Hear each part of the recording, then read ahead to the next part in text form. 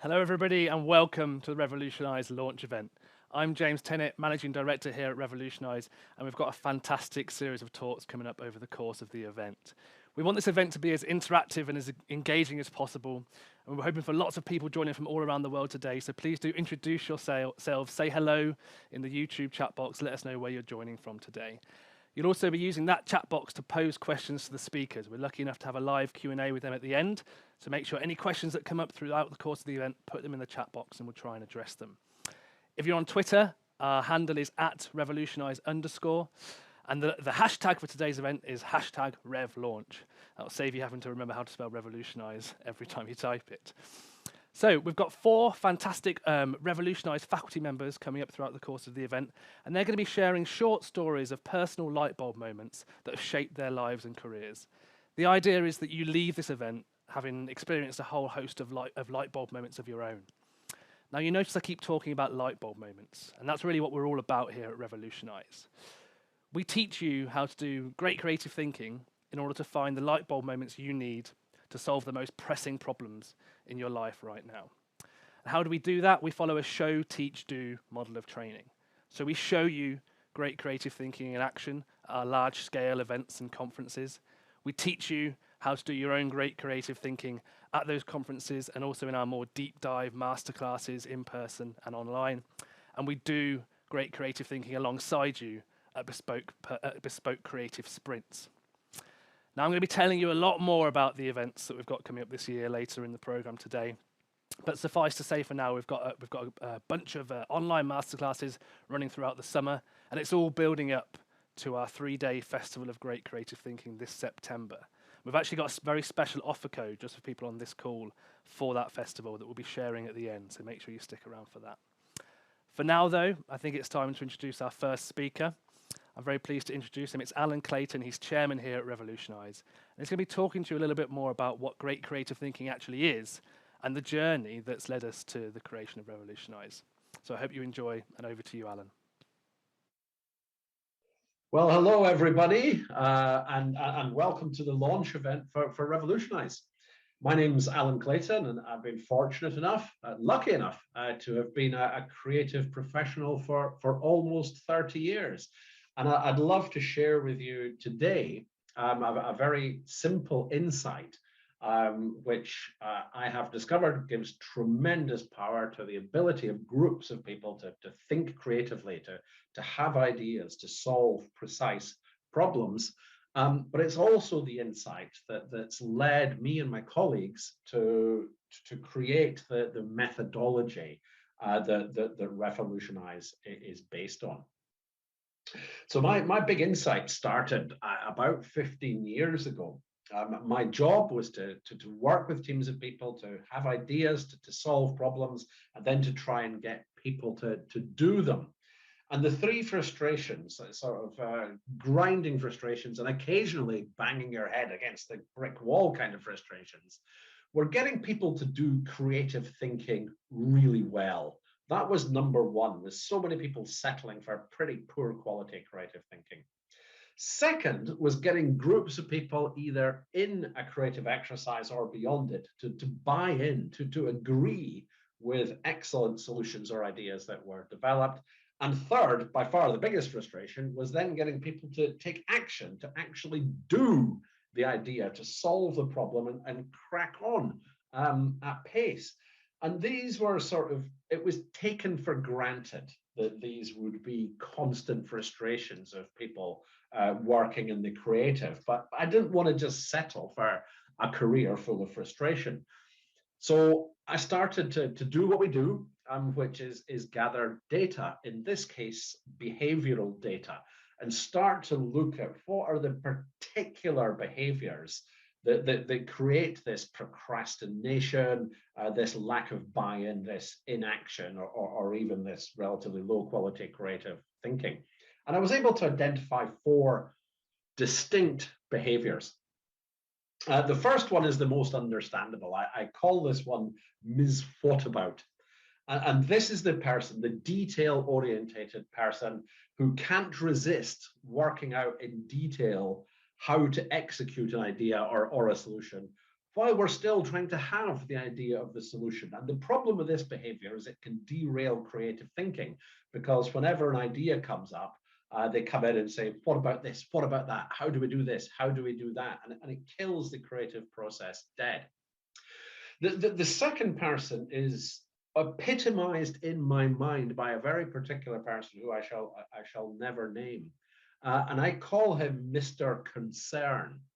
And he used to insist on being present at every creative session that this business undertook. But the only contribution he ever made was to sort of take his glasses off like this and say, my concern is, and he would always pick the moment of sort of maximum enthusiasm of everybody else as the ideas were starting to flow. And that was all he ever said, was my concern with this idea is such and such. And he just wants to look clever. But again, it would derail and kill the creative process. In terms of getting buy-in or action, there's a particular behavior I can identify, which I call opium. It's an acronym. It's an acronym for other people's ideas upset me. And this is a real passive aggressive behavior, which there's a certain kind of person that never mind how good an idea is, they're going to derail it or block it or object to it just because it's not their idea. And the fourth behavior is one I call the carcass of consensus. This is compromising idea to try and get it agreed and signed off by everybody in the room and everybody beyond. And it makes the assumption that the most popular idea is the best one, whereas actually the most popular idea tends to be the most average one, which means it's almost certainly not the best one. So I dived into real detail on these four behaviors and tried to think, what are they all about? In the biggest picture, it boils down to creative thinking not being taken as seriously as many other ways of thinking, planning, structural thinking, or analytical thinking. And that's seen as being really serious, whereas by many groups of people, they thought that the undertaking a creative exercise was just about sitting around having a bit of a chat and a bit of a discussion. And these four really frustrating behaviors, the insight that allowed the breakthrough was these behaviors are completely illogical. A good, robust creative process will create the best solution to a problem you possibly can anytime. So these four toxic behaviors for anyone trying to be creative, they're all emotions, but they're kind of dressed up as being sane and sensible and logical. The detail-orientated person, very, very important to executing ideas, but they're all about the how. And he or she is worried about how they're going to do it before the idea is even agreed. It's an emotional worry about how am I going to do this. Mr. My Concern, his big fear is about commitment. It makes his life easy to never make decisions, to never get stuff going, and it's also a bit of a control behavior. Opium, other people's ideas upset me. Quite frankly, that's just about ego, and the leader of the creative process just needs to kill it off. And the carcass of consensus, that mistaking the most popular idea for the best idea is all about fear of conflict. And again, it's a leadership issue to deal with that. So my big insight is it does not matter how good or indeed how perfect an idea or solution actually is. It can be perfect solution to the problem at hand, but if it does not also focus the emotion of the organization, it just won't work. It will either get blocked, it will get chopped apart, or it will get compromised so that it's no longer the optimum solution. So what we need to do, those of us working in the creative profession, is we need to put as much effort into preparing and working in the emotional space as into the robust scientific analytical space. To do great creative thinking, you need to do both. You absolutely have to have precise analytical thinking so you know exactly what you're trying to achieve and how to do it. But equally, you need to infuse people, get them to buy into the idea, get them to commit to the idea, and ultimately get them to do it. There is no priority over the emotional space and the analytical space. You just have to be the best at both of them if you want to be a brilliant creative team. Do both. There is no priority. Okay. How do we do this? This is what we call the 4 Ps of great creative thinking. 4 elements that you need to prepare before you go into your creative session in order to solve the most urgent or most important problem, or to generate the best idea you can. The first one is the people, getting the right people in the room, the right mix of people as well, and make sure they're extremely well prepared. Clear heads and concentration and focus and being present are essential to great creative thinking. So making sure that they're doing nothing else at the time they're trying to work creatively, and also stuff their brains with information about the task at hand so that everything they need to think fast and well is absolutely top of mind. Second P is place. A place that does not allow for distraction of any kind. It needs to be comfortable so people are not fidgeting in their chairs. No distractions. It needs to allow for variety, perhaps even outside space, so that you can change the environment, stimulate the thinking between fast and exciting and cool and reflective. Again, something that's needed for great creative thinking. The food has got to be something they can't complain about. Same with the toilets. The tech needs to work without being noticed, and the facilities and service need to be excellent so they don't distract from the task at hand. The third P is psyche, the mood of the room. Some people will need to be inspired and fired up. Some people will need to be reassured. But working in the emotional space, of course, creates a certain amount of discomfort. Those 4 negative behaviors that I outlined earlier are ultimately all fear-based. So people need to be in the space where they can face up to those fears and get through them and be excited by the prospect of change rather than scared of it. And that takes some serious preparation to get people in the right mood before we start with our 4th P, which is process. The very best creative process cleverly interweave working in the emotional space with a robust, proven, validated analytical process. And they can do both simultaneously in sort of 2 intermingling spirals is how I like to envisage it. And it's a real profession to do that well. It takes effort. It might even take some cost in order to prepare to do great creative thinking. But of course, the difference in value between great creative thinking and bad creative thinking is pretty much beyond measure. So we'd worked this out and we'd put it to the test. And one of my favorite examples was very early on working with a business from Norway. And on the face of it, it was an unemotional business. It was a tech business selling database systems in Norway. And they were doing pretty well. And they were brilliant at what they do. The technical ability of this company was outstanding, but they were struggling to grow. So they decided to visit us in Scotland. It was a great week to figure out what to focus on, what are the strategies, what are the behaviors that will allow them to drive growth. So we put a lot of effort into overcoming the sort of psychological block, which was the company were all technological people. They were techies. And the opening statement was actually, we're just geeks. We just want to do the technology. We don't really care much about the growth of the company, financial growth, profit, etc.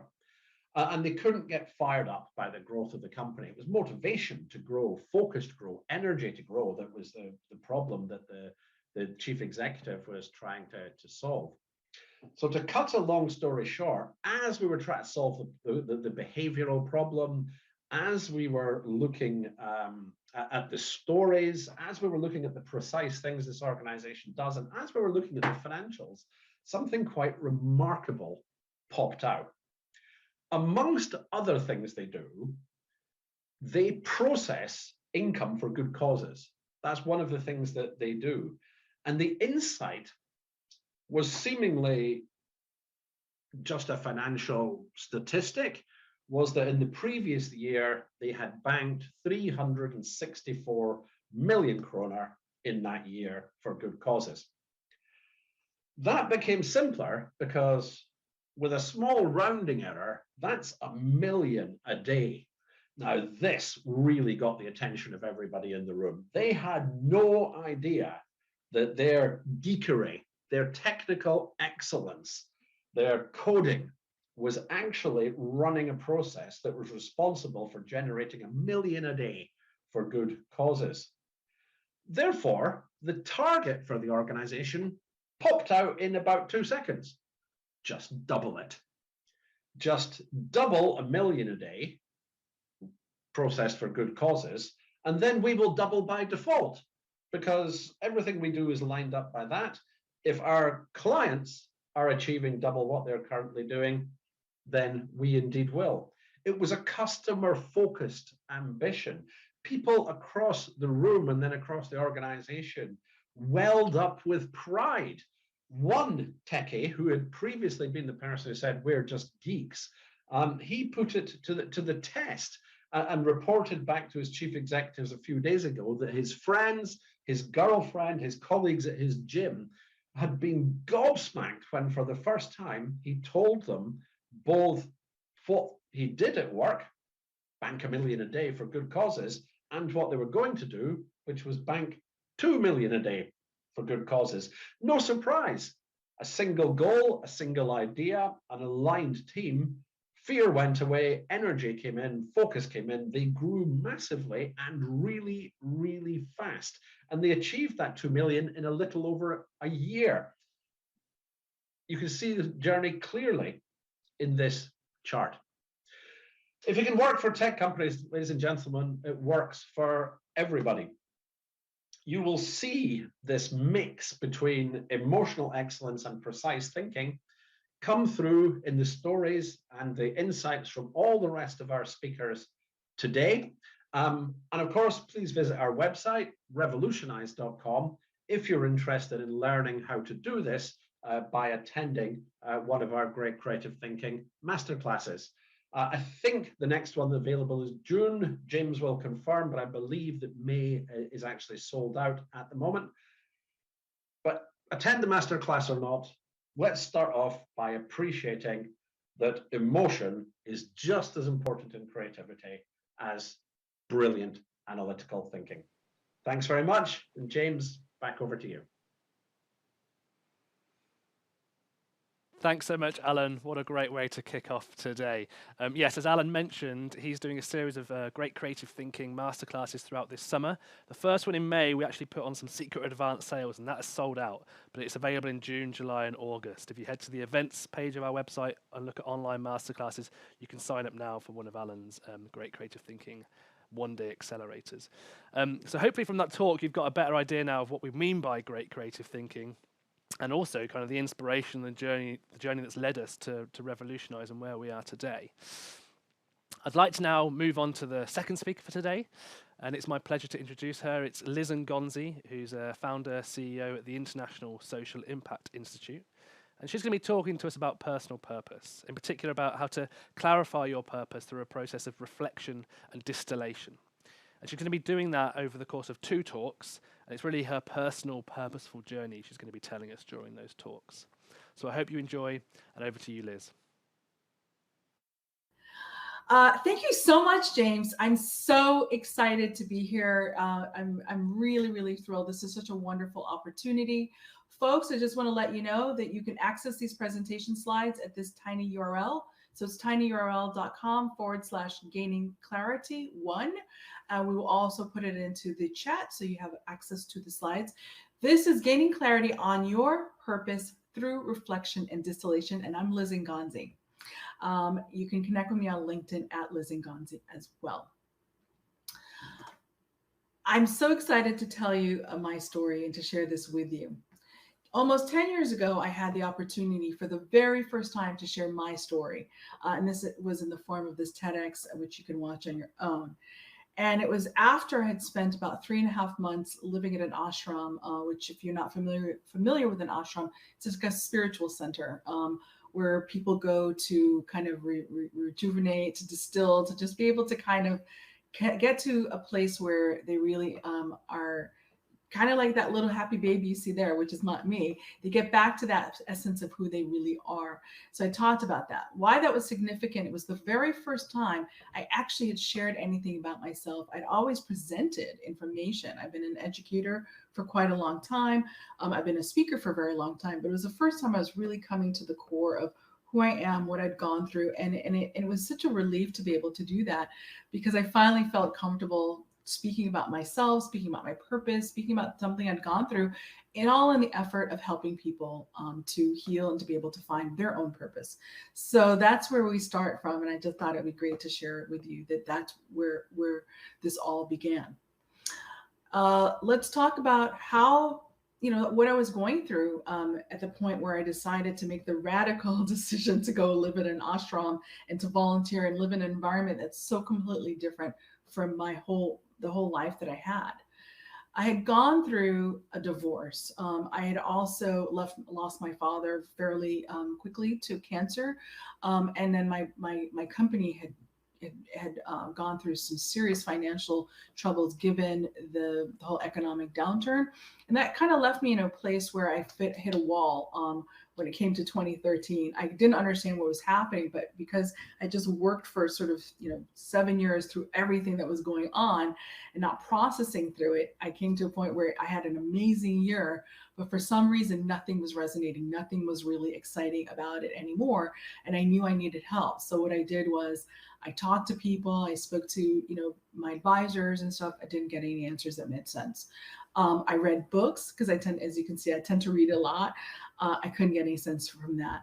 I ate, right? Because that's something to go to when you're trying to deal with stuff. That obviously didn't help. I watched videos. I, did a lot of different things. Didn't get any answers there. Tried to take a vacation. That didn't help. And then I did some prayer.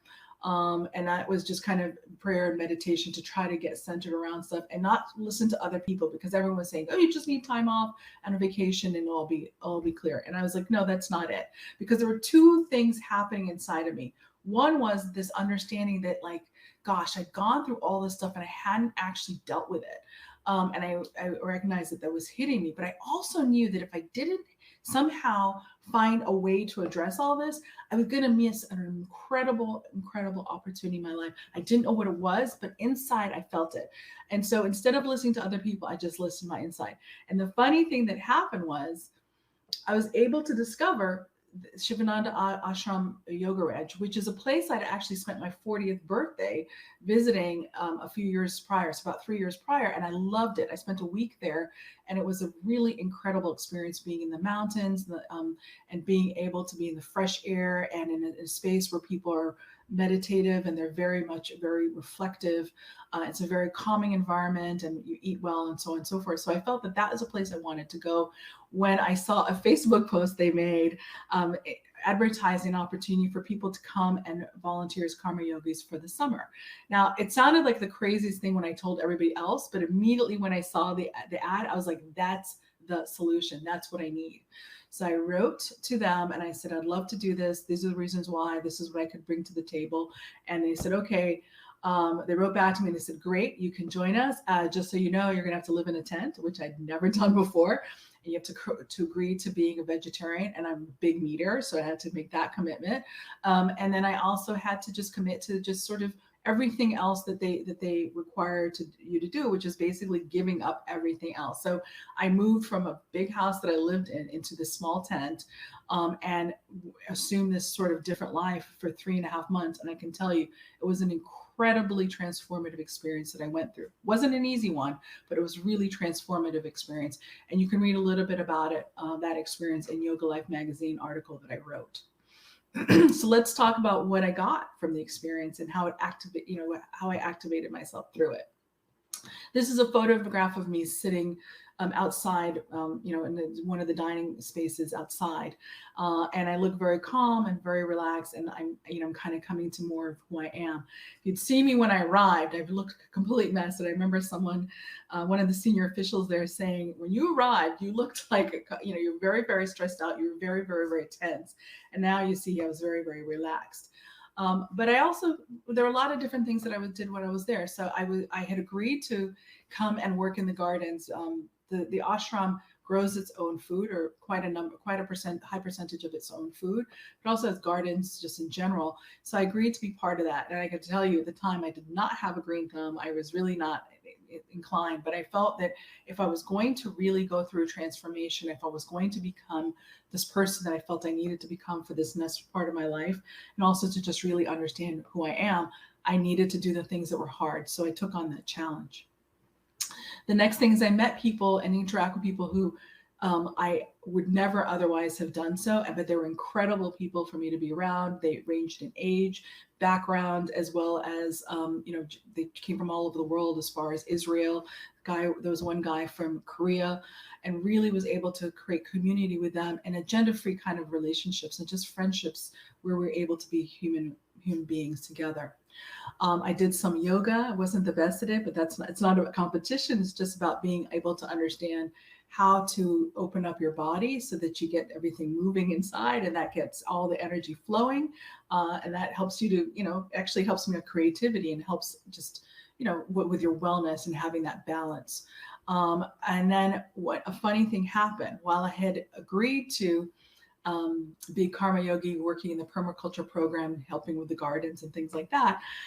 Someone discovered that I actually write, and then I, do some marketing, and the director asked me to help them create a marketing and fundraising campaign for a solar project that they had been trying to get off the ground for many, many years, and yet didn't have the way to do, how to do so. So I was very reluctant at the very beginning, because I thought, well, I didn't come here to work in that sense. I came to sort of be in a different space, but someone shared with me that the greatest service that you can give is the things that you actually are great at, right? To provide them.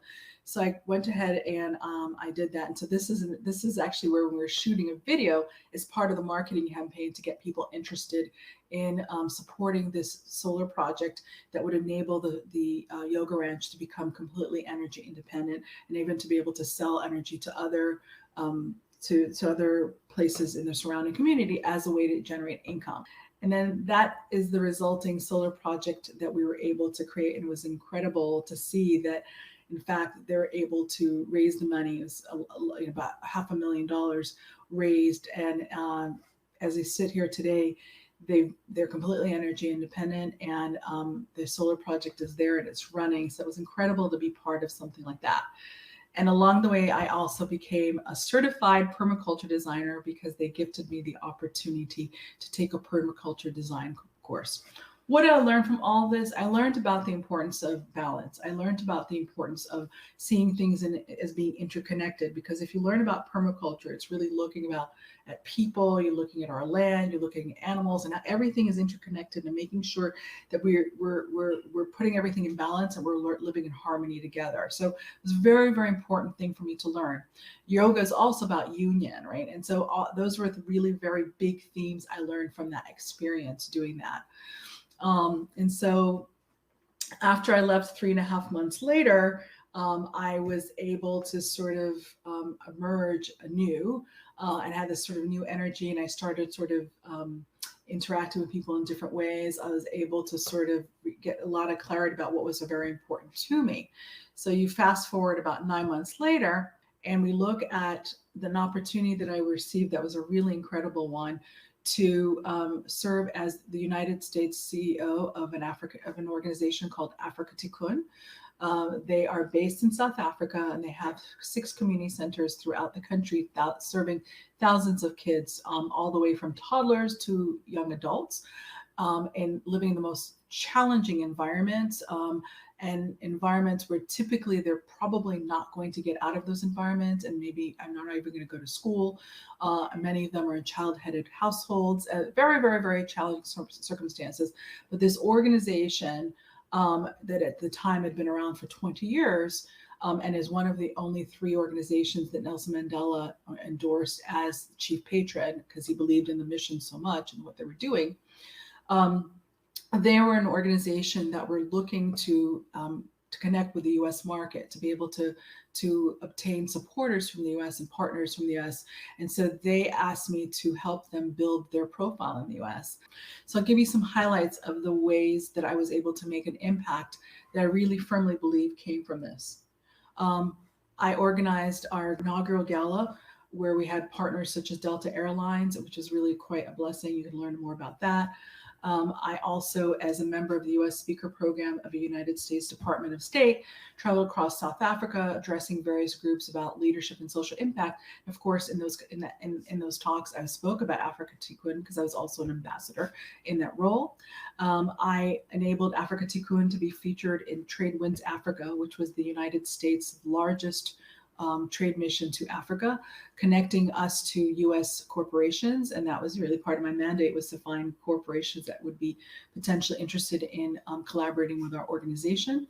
I also created a partnership with Facebook during their International Day of the Girl Child campaign in 2016 that resulted in exponential growth of our Facebook followers from 7,500 to 175,000 in 1 week organically.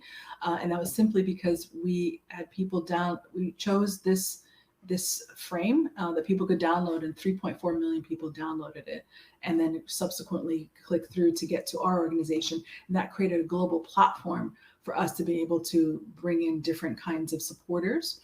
And then I also spoke on South Africa Broadcast Corporation News, which is the main news organization in South Africa, about our women's initiatives. And then I also had an opportunity to partner with McCann World Group, which developed this incredible global campaign for us called the Future Leaders Campaign, which has raised over $500,000. So that was really exciting to be part of. Then at the end of the time when I was leaving Africa Tikkun, I received an award as Advocate of the Year during the African Diaspora Awards for my work with Africa Tikkun, and of course around my work on the African continent otherwise and in the African diaspora. So now that you've learned my story, I'm really glad that you're able to do so. I have a challenge for you. Okay. I would like you to make 3 commitments, if you may. 1 is for you to reflect upon a key light bulb moment in your own life and how it helped you. 2 is I want you to join me for part 2, which is probably about an hour, in the live Q&A session. And in part 2, you're going to see, right now you just learned about my transformation between 2013 and 2018. But now in this part 2, you're going to learn about what happened between 2018 and now, and what I was able to create even greater from the whole process, and how I'm using it to help others. So I definitely want you to join me for part 2. And of course, the live Q&A will be able to interact even more. And of course, I'd like you to check out my masterclass that I've developed for you that can help you to distill your own purpose and to go through the similar process that I went through. And it's a masterclass where you'll interact with me directly and be able to really get a lot of great nuggets. And of course, please connect with me on LinkedIn, because I would love to be able to learn more about who you are and see how we might be able to collaborate. So I'm not leaving yet, but I think it's always important to say thank you, as I want to thank James and Alan for making this opportunity available to me. It's so wonderful to be able to join all of you. I'd love to thank my team here, and thank you to all of you, wherever you may be, in whichever language is applicable to you. May you be well, and I hope to see you just shortly for my next presentation. Thank you so much. Thanks so much, Liz, for sharing that really personal story of the journey you went through to clarify your own purpose. And as Liz said, if you want to go through a similar process with Liz leading it, you can do that in the masterclass she's running with us in July. And I know Liz is coming back in the second half, and in her second talk, she's going to be sharing some more practical tips about how you can implement those learnings and everything that she went through in your own lives too. So look forward to that. For now, though, it's time to introduce the third speaker today. It's my pleasure to introduce him. It is Tom de Bruyne. He is a founder at Sue Behavioural Design. He's going to be talking to us about how ability is one of the most underestimated forces in behavioural change. Over to you, Tom. Hi, everyone. This is Tom. And for my first talk, I want to talk about a light bulb moment about how to change your own behavior and those of others. Well, actually, a light bulb moment of how I got to understand of changing my own behavior. And what I want to do is I want to argue that ability eats motivation for breakfast, when it comes to behavioral change. And so I have a background in behavioral science, and the behavioral sciences can really teach us a lot about how behavioral change happens, how we can influence our own behavior, and how we can use these laws and these principles from the science of behavioral change to influence the behaviors of others. And I think that one of the most underestimated forces for behavioral change is called ability or capability. If we can we have the tendency to look for motivation when we want to change people's behavior. We're thinking about, motivating them, or we're trying to rely on discipline, and we have the tendency to think that relying on our deep motivation and our discipline really does the job of getting us to eat healthier or to work out more or to do the difficult things that we actually would like to achieve. However, the problem, of course, is that motivation constantly dips. Our motivation is being attacked, well, first and foremost, with under attack by distraction and seduction. I want to work out, and my rational self, and definitely my successful future self, is highly motivated to go to the gym or to eat more healthy. But my current self is tired, is distracted, is and is under constant attack of cookies and soda drinks and delicious glasses of wine and beers to drink with my partner on the couch. So if motivation, if achieving behavioral change through motivation is that difficult, and only superhumans and super athletes can achieve behavioral change relying on discipline, then what might be a better approach? And behavioral science really tells you a very directs you to a very specific set of interventions, and these interventions are called ability interventions. And so the big question we should always ask ourselves, instead of asking ourselves how to motivate people to change their behavior, really is the question: how can we make it easy for them to change their behavior? How can we make it automatic to change their behavior? Or the other way around, can we make the undesired behavior more difficult or even impossible to perform? Well, it turns out that this quite overlooked strategy really is the is the highway to behavioral change. And so I want to illustrate this point with a couple of examples. So one example is how I became vegetarian. I grew up in a village in the countryside in Belgium, and eating meat really is part of who you are. You're My family kind of looks strange, and even looks down on the fact that I wanted to become a vegetarian. But the way I became a vegetarian was not relying on discipline, because the availability of meat always was kind of the more seductive alternative. The simple intervention I did is at certain moments, my wife and I decided to go shopping for a whole week, and we simply bought recipes for a whole week, and these recipes were only vegetarian recipes. And so it took me about 2 weeks to get used to the idea, but I had no alternative. Whenever I wanted to eat something, with meat, there was no meat available in the refrigerator. So I had to eat vegetarian. And the beautiful thing about this is that after 2 weeks of simply, triggering vegetarian eating behavior, after these 2 weeks, I simply observed myself and I thought, hey, I've been eating vegetarian for 2 weeks. I must be a vegetarian. And after those 2 weeks, it simply became a routine. I didn't need to rely on motivation anymore, because it became automatic, it became obvious. Same thing with working out. I think it was the behavioral scientist Nirial who once said, never trust a behavioral designer who's out of shape. And I think that's a beautiful quote, because if you're out of shape and you're an expert on behavioral change, then you can't really say that you live up to your principles. But working out for me is a nightmare. It hurts. I hate it. I hate personal trainers. So every time we have and she's now 5 year old, but a couple of years ago she was 2 years old, didn't sleep at all.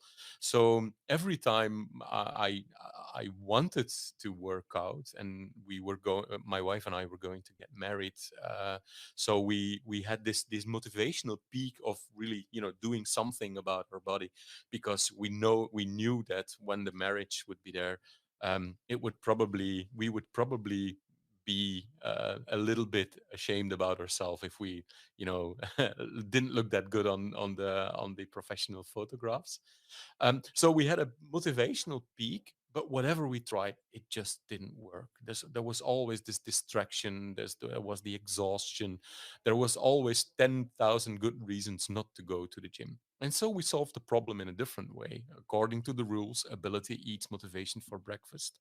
We did the most painful thing you can think of. Is simply we hired a personal trainer who came to our house at 8 o'clock in the morning 3 times a week, and it worked brilliantly. We hated every second of it, because 10 minutes before she would arrive, we would finally wake up after yet another sleepless night. We would be cursing and hating the idea that after 5 minutes she would probably be there. But we simply designed a context in which we couldn't escape from working out. And every time after the workout, after these grueling half an hour of workout, we were happy that it took place, and that we were able to fence off our all our strategies to escape the nightmare. So in the behavioral science, this is also called creating a forcing function, designing a context in which you can't escape from the desired behavior. Because quite often in life, the behaviors that you want, the behavioral change that you want to achieve, is usually always the kind of behaviors that are difficult to achieve, and that require motivation, require difficulties, and most of all, that are difficult to sustain. um, and by designing a context in which you can't escape from it, it really helps to achieve the desired behavioral outcome. I'll give you another example of in a completely different context. But this principle also applies to how you design behavioral change in organizations and in companies. So we often talk about culture, and one of the key components of a very good culture in an organization is a feedback culture. People often refer to actually in this way. Do you have a feedback culture? And so, what is a culture? If you think about it, well, a culture is nothing more or less than, I would say, a set of behaviors that are being repeated, behaviors that turn into a habit, and habits eventually turn into a culture. Um, so, the question then would be, if you want a feedback culture, how can you design a behavior that actually triggers feedback behavior? Well, we started in our company. We started this with two simple habits, to install two very simple habits. One of them was the checkout. So after every meeting, it's mandatory to ask, okay, this meeting is done. What did we do well? What could have we done better? And by asking these two simple questions, and you do it regularly and you repeat it, you start to normalize feedback behavior. And by asking the question in a very positive way, what could have we done better? Not asking what did we do bad, but what could have we done better? You encourage people, you invite people to contribute and to do something positive. And by doing that and by repeating that, you eventually create a culture that it's perfectly fine to give feedback, to criticize, or to give feedback in a way, because people feel that giving feedback is being rewarded and is actually being appreciated. So a second intervention we came up with was the retrospective, and the retrospective is something that a team does every 2 or 3 weeks on Friday. And in the retrospective, 4 questions are being asked by a team. what have I done? What do I think that I've done very good in the last couple of weeks? Do I think that I've should have done better? What do I think that you did great in the last couple of weeks? And what do I would suggest that you could have done better? And by simply organizing a team around these four constructive feedback questions, what we witnessed, for instance, that one team did this and one team didn't do this. Well, this completely transformed not only the team but actually the culture in the company. The team that did this in the first meetings, that was quite intense because they weren't used to all this feedback. But after a couple of weeks, they really started to get hungry for feedback, and it actually became quite fascinating to see that they became so hungry for feedback because they felt completely psychological safe, because they learned to give feedback, they learned to get feedback, and they started to sense that it was a complete safe, context for giving feedback.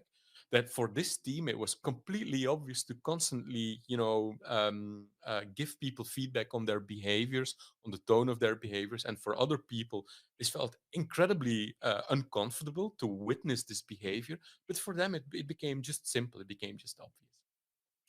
So if motivation eats, sorry, if ability eats motivation for breakfast, I think we can achieve great things with that.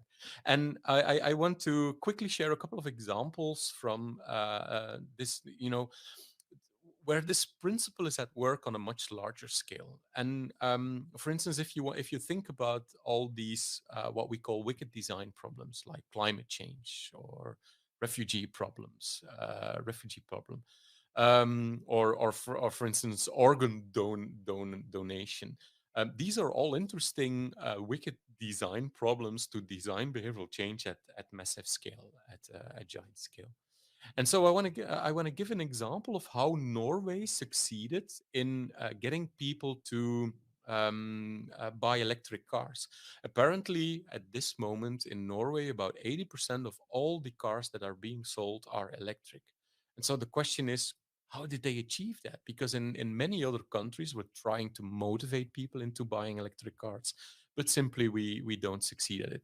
Well, what Norway did was quite a brilliant behavioral strategy. So first one was, electric cars don't need to pay at the toll booth, which turns out to be a very motivational strategy as well, because every time you're standing in front of a toll booth, for instance, to get into Oslo, you constantly see you driving billboards for electric cars because you are waiting to pay while they are just driving next to you, and you see them, crossing the toll booth while you're waiting in line to actually pay for it. The second strategy is they made parking in the city for electric cars for free. You can simply charge your car while you are parked, and again, when you're driving a combustion engine, you have to pay for it. So by simply creating these two ability interventions, it actually became highly motivating for people to buy electric cars. And turns out that these two simple interventions created the context in which Norway is leading all the other European countries by far in electric car adaptation. Um, Another classic example, of course, is organ donation. If you want your populace to, to subscribe to the idea that after they die they would donate, or they might want to give away their organs for organ donation. Well, it turns out that there's a massive difference between apparently half of all the European countries. So in half of the European countries, you are by default an organ donor unless you actively fill in a form that you don't want to be one.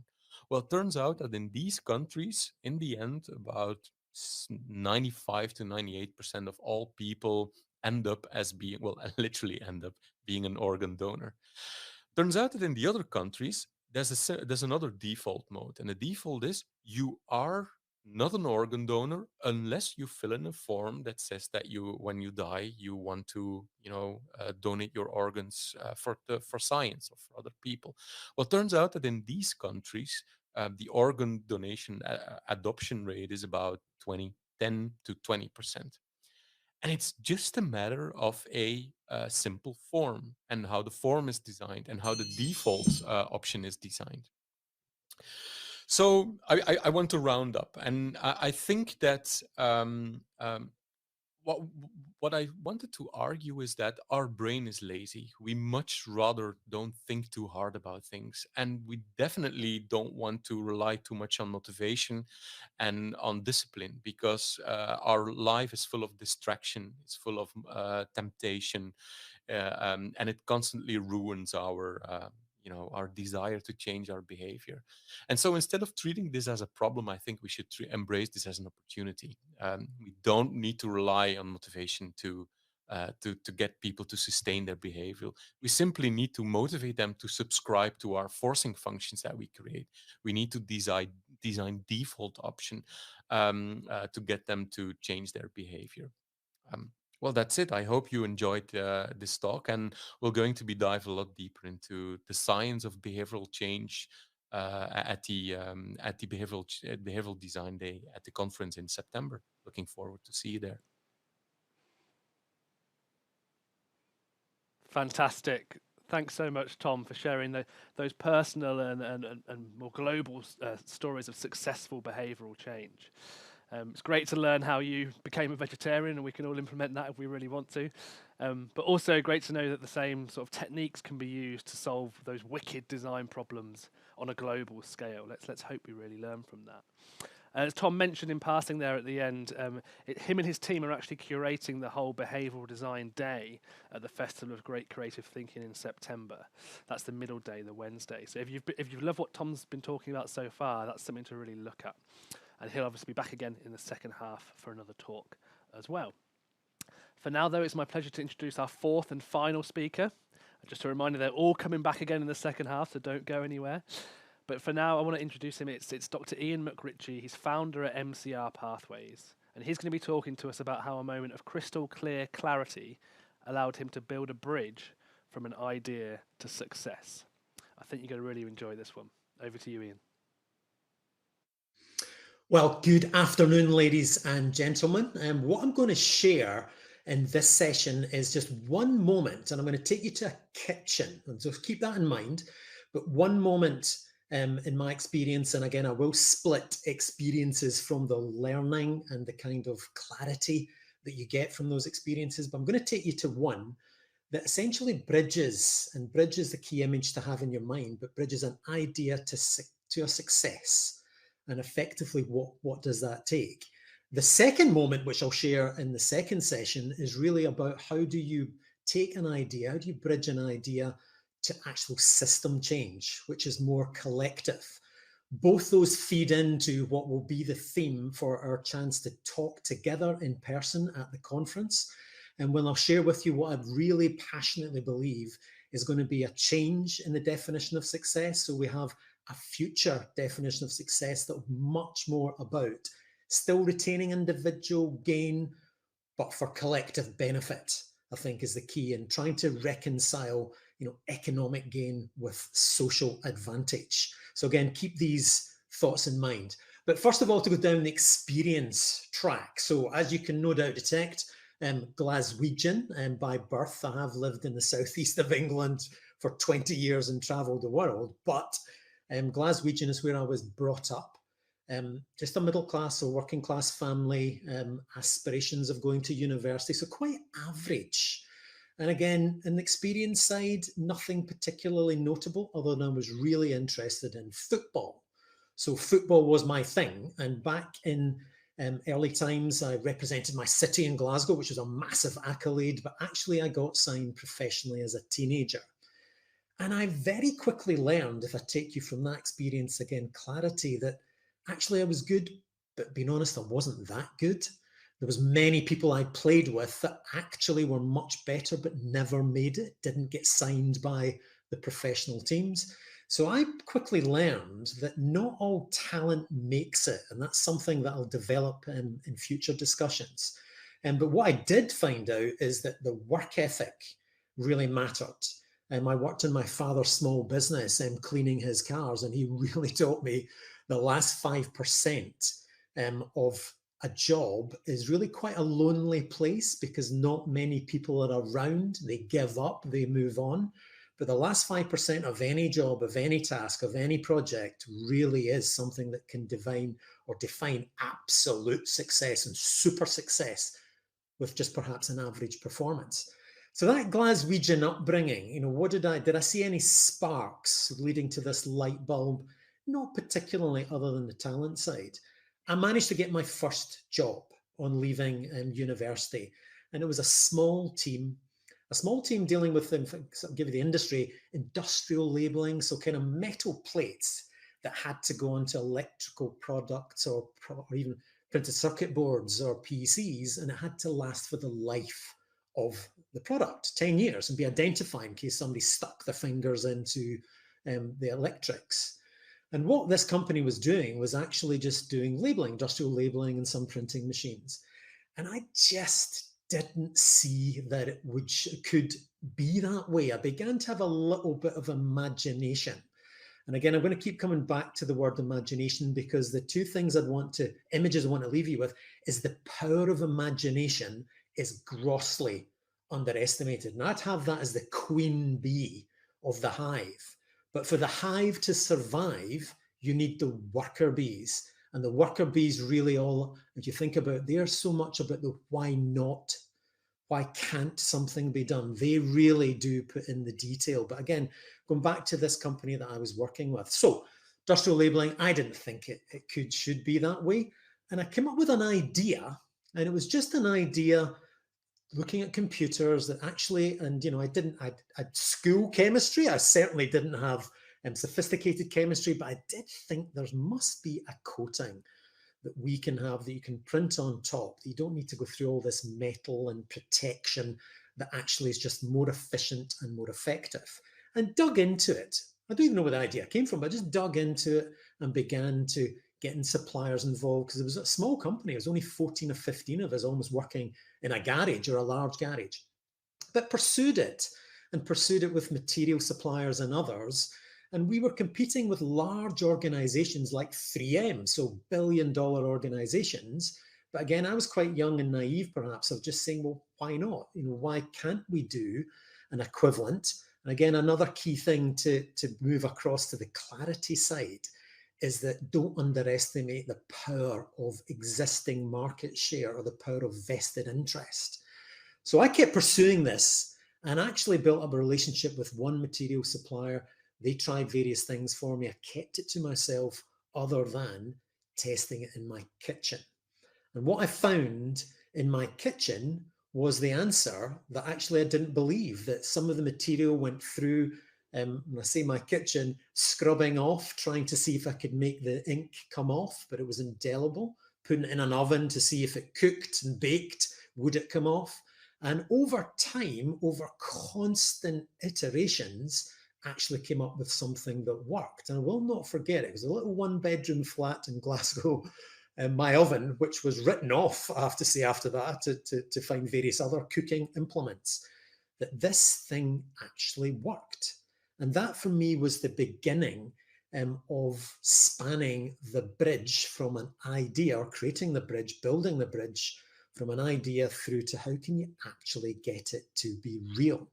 And that imagination is something that we should and can and will develop with you in these discussions.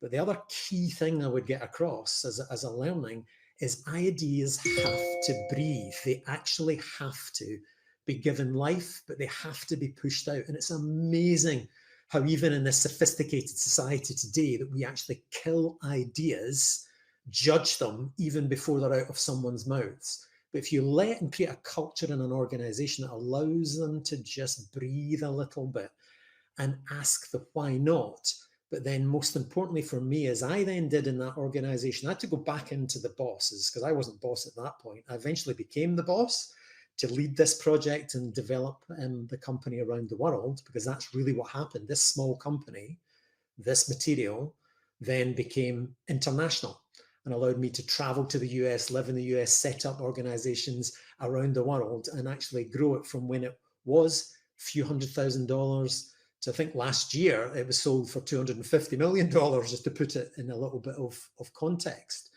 But certainly let ideas breathe. Absolutely then build the bridge. But the bridge has to be with the worker bees. It's got to be little incremental steps of how you can take something from that idea that everyone want to kill, just a step forward. And the step forwards for me was to get some samples produced, to then go across to the USA to see, because we had to get it approved by the main suppliers, but across there and get government approvals, actually the equivalent of sort of quality and standards, and tested.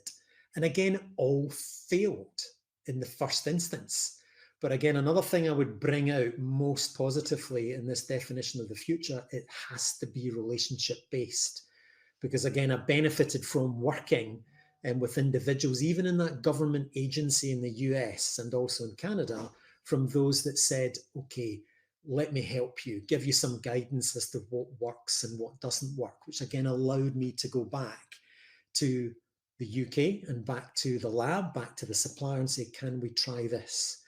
So on the last part, and this for me is the equation of change and the equation of bringing an idea to life, is in the letters MCR. Now, what the M stands for is the motivation to want to do something different, the motivation to find an idea or find an improvement and find something that can increment. But motivation does not last. That's the absolute key thing. Motivation in us all does not last. And that motivation dies. And as it dies, and it may come back, is the commitment to that bit of imagination, the commitment to the idea, the commitment to the better version.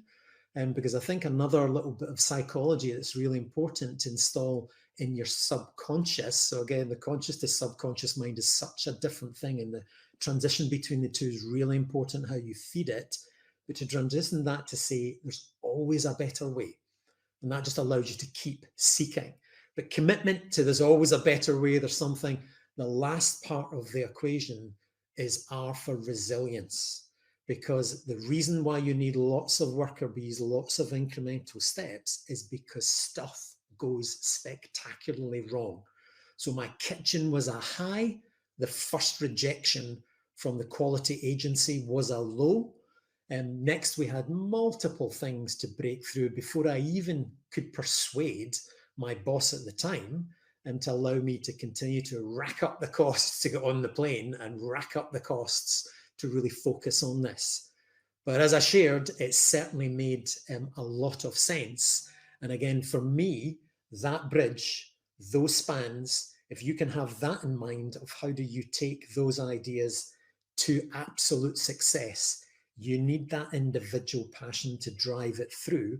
But that certainly is a constituent part of what I believe will be a future definition of success.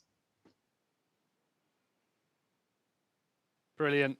Thanks so much, Iain. I mean, so many insights in that really short talk, actually. For me, personally, I love the idea, and the image that sticks with me is the idea of giving ideas space to breathe. So now you've heard from all four of the speakers today. I hope you agree they're all fantastic, and luckily enough, we've got all four of them coming back in the second half to share some more of their wisdom, so make sure you stick around for that. Also in the second half, I'm going to be really going through all of the full program of events that we've got lined up at Revolutionise this year. So you want to stick around for that as well as this very special offer code for Festival of Great Creative Thinking that's just for people on the call today. So we'll have a 15-minute break now, go make a cup of tea, mull over all the ideas and light bulb moments we've had so far, and we'll see you back here in 15 minutes. Bye-bye for now.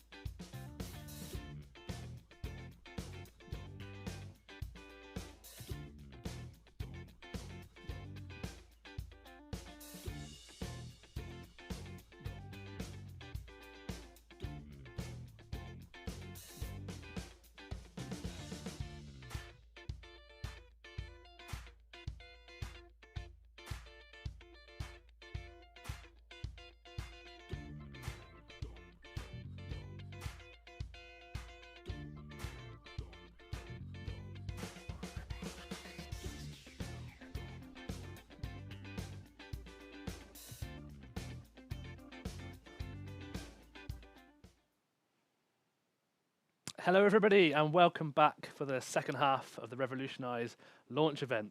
I hope you had a nice break. I hope you really had time to distill everything we've been through in the first half and you're ready for more.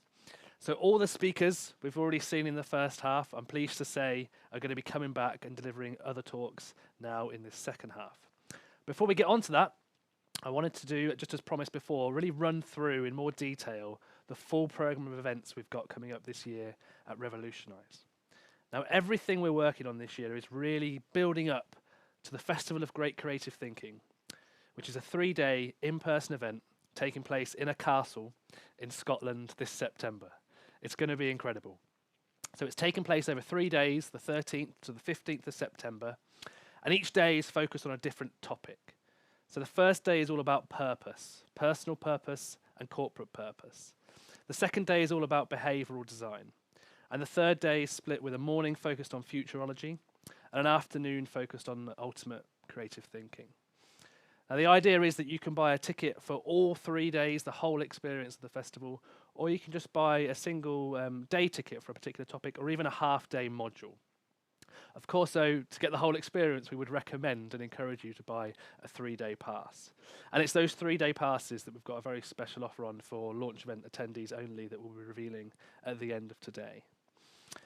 Before we get to the Festival of Great Creative Thinking in September, we're running a series of online masterclasses that you've probably heard some of the speakers referring to already. So Alan is delivering a masterclass on great creative thinking, that process of great creative thinking. Liz is delivering a masterclass on purpose, your purpose distilled. One of Tom's colleagues is delivering a 1-day masterclass on behavioural design. And we've also got Rob DeHaas, a global meeting expert, delivering an online masterclass on designing and delivering more effective and creative meetings. Now, these are taking place between May, some of them are starting at the end of May, so very soon, up until August, and they're over 1 or 2 days. If you head to the website now and go to the online masterclasses section under the events tab, you'll see all of them listed, and they're actually open for booking right now. And every single one of those masterclasses has got a very special, never to be repeated introductory rate. So if any of them pique your interest, now is the time to sign up, be one of the first cohort of students, and get that very special price. And I should actually say, for the Festival of Great Creative Thinking in September, everyone that's appeared today will be speaking at that event as well. And we also have tons of other speakers, amazing speakers. We've got the Professor of Finance from London Business School. We've got a former UN youth delegate.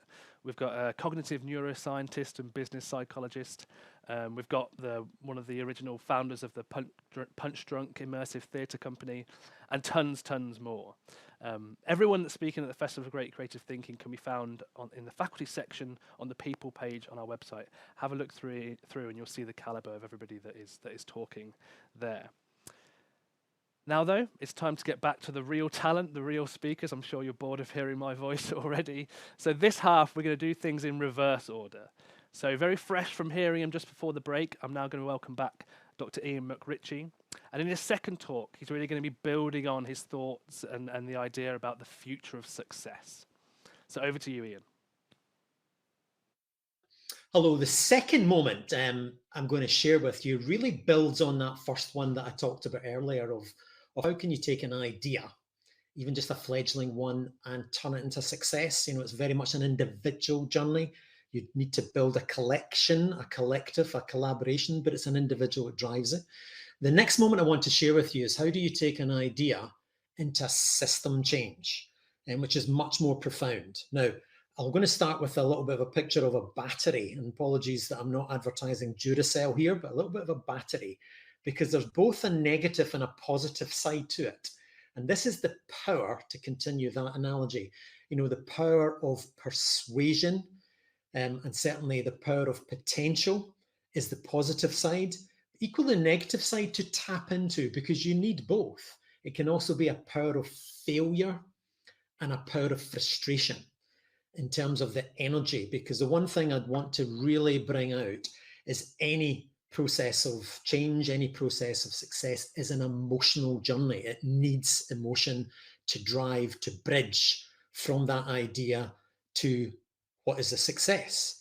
And as I shared in the first moment, I really do passionately believe with COVID, as we come out of COVID, it can and hopefully will be a catalyst to change our definition of success.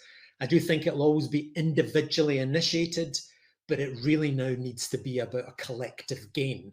And I do sense and hope that there is a culture shift that makes sure that that happens. So those that do gain, part of the expectation is that there's a contribution going back. So I'm going to share a bit of an experience that I've now been involved with in system change. And I'll relate to the power of that kind of persuasion, the power of both tapping into the negative and the positive in it. So my career after that first organisation that we went from local to very much international, then moved on to sorting out other organisations. And I've done about 18 of those, 18 transformations of different organisations, companies around the world. And again, same thing, you know, taking what is an idea of the future and then trying to persuade others to collaborate and to turn around, to transform. But this was a particular experience that I had. And again, I'm going to keep a picture in a school. As much as my first moment was a kitchen, the second moment is a school. So I was merrily going on, understanding that not all talent actually had or made it. So I was going into my sort of turnaround experiences with that in mind, looking for individuals that I could perhaps see that hadn't had the opportunity. And then I got the call one day to get involved in 3 care organisations, all of which were hugely underperforming. So they were burning cash, really under stress and strain. And it was effectively 3 organisations that perhaps shouldn't be businesses. That's a case in point. You know, it should be something that we as society provide. But it was 90 residential children's homes, 5 schools, varying types and residential schools, and a foster agency, and a number of other services surrounding that. Now, I went into that situation as a business person, as the chair, chief exec, to take the leadership position, to sort it out. And more than often that takes, as you would expect, years, 1,000 staff, social workers, teachers, quite a challenging environment. And what I found is, and this is indicative of some of our systems, which were always formed in the past for good reason, it's just that that reason might not be appropriate in that moment. And I find that the same with organizations. They were back in the past, they clearly existed and performed. It's just perhaps what they're doing today isn't good enough or has been superseded by another idea. So I went in to sort those organizations out, but actually found a massive contradiction, that the better they became, the more efficient, better quality, could argue support for the young people, is that actually the outcomes for the young people themselves became much worse. And what would happen, if I can explain, is that we would get the young people feeling engaged again, feeling that there was a future, because in this environment, it's every form of neglect, sadly through to abuse, and again, through no fault of those young people themselves, and just so happens who they left the maternity ward with and the circumstances in which they were brought up. But what I found is we'd get them back engaged, and the system would then ask them to move and just say, literally, well done to our organisation. You've got them back engaged. Let's now move them to either a lower cost option or some other option.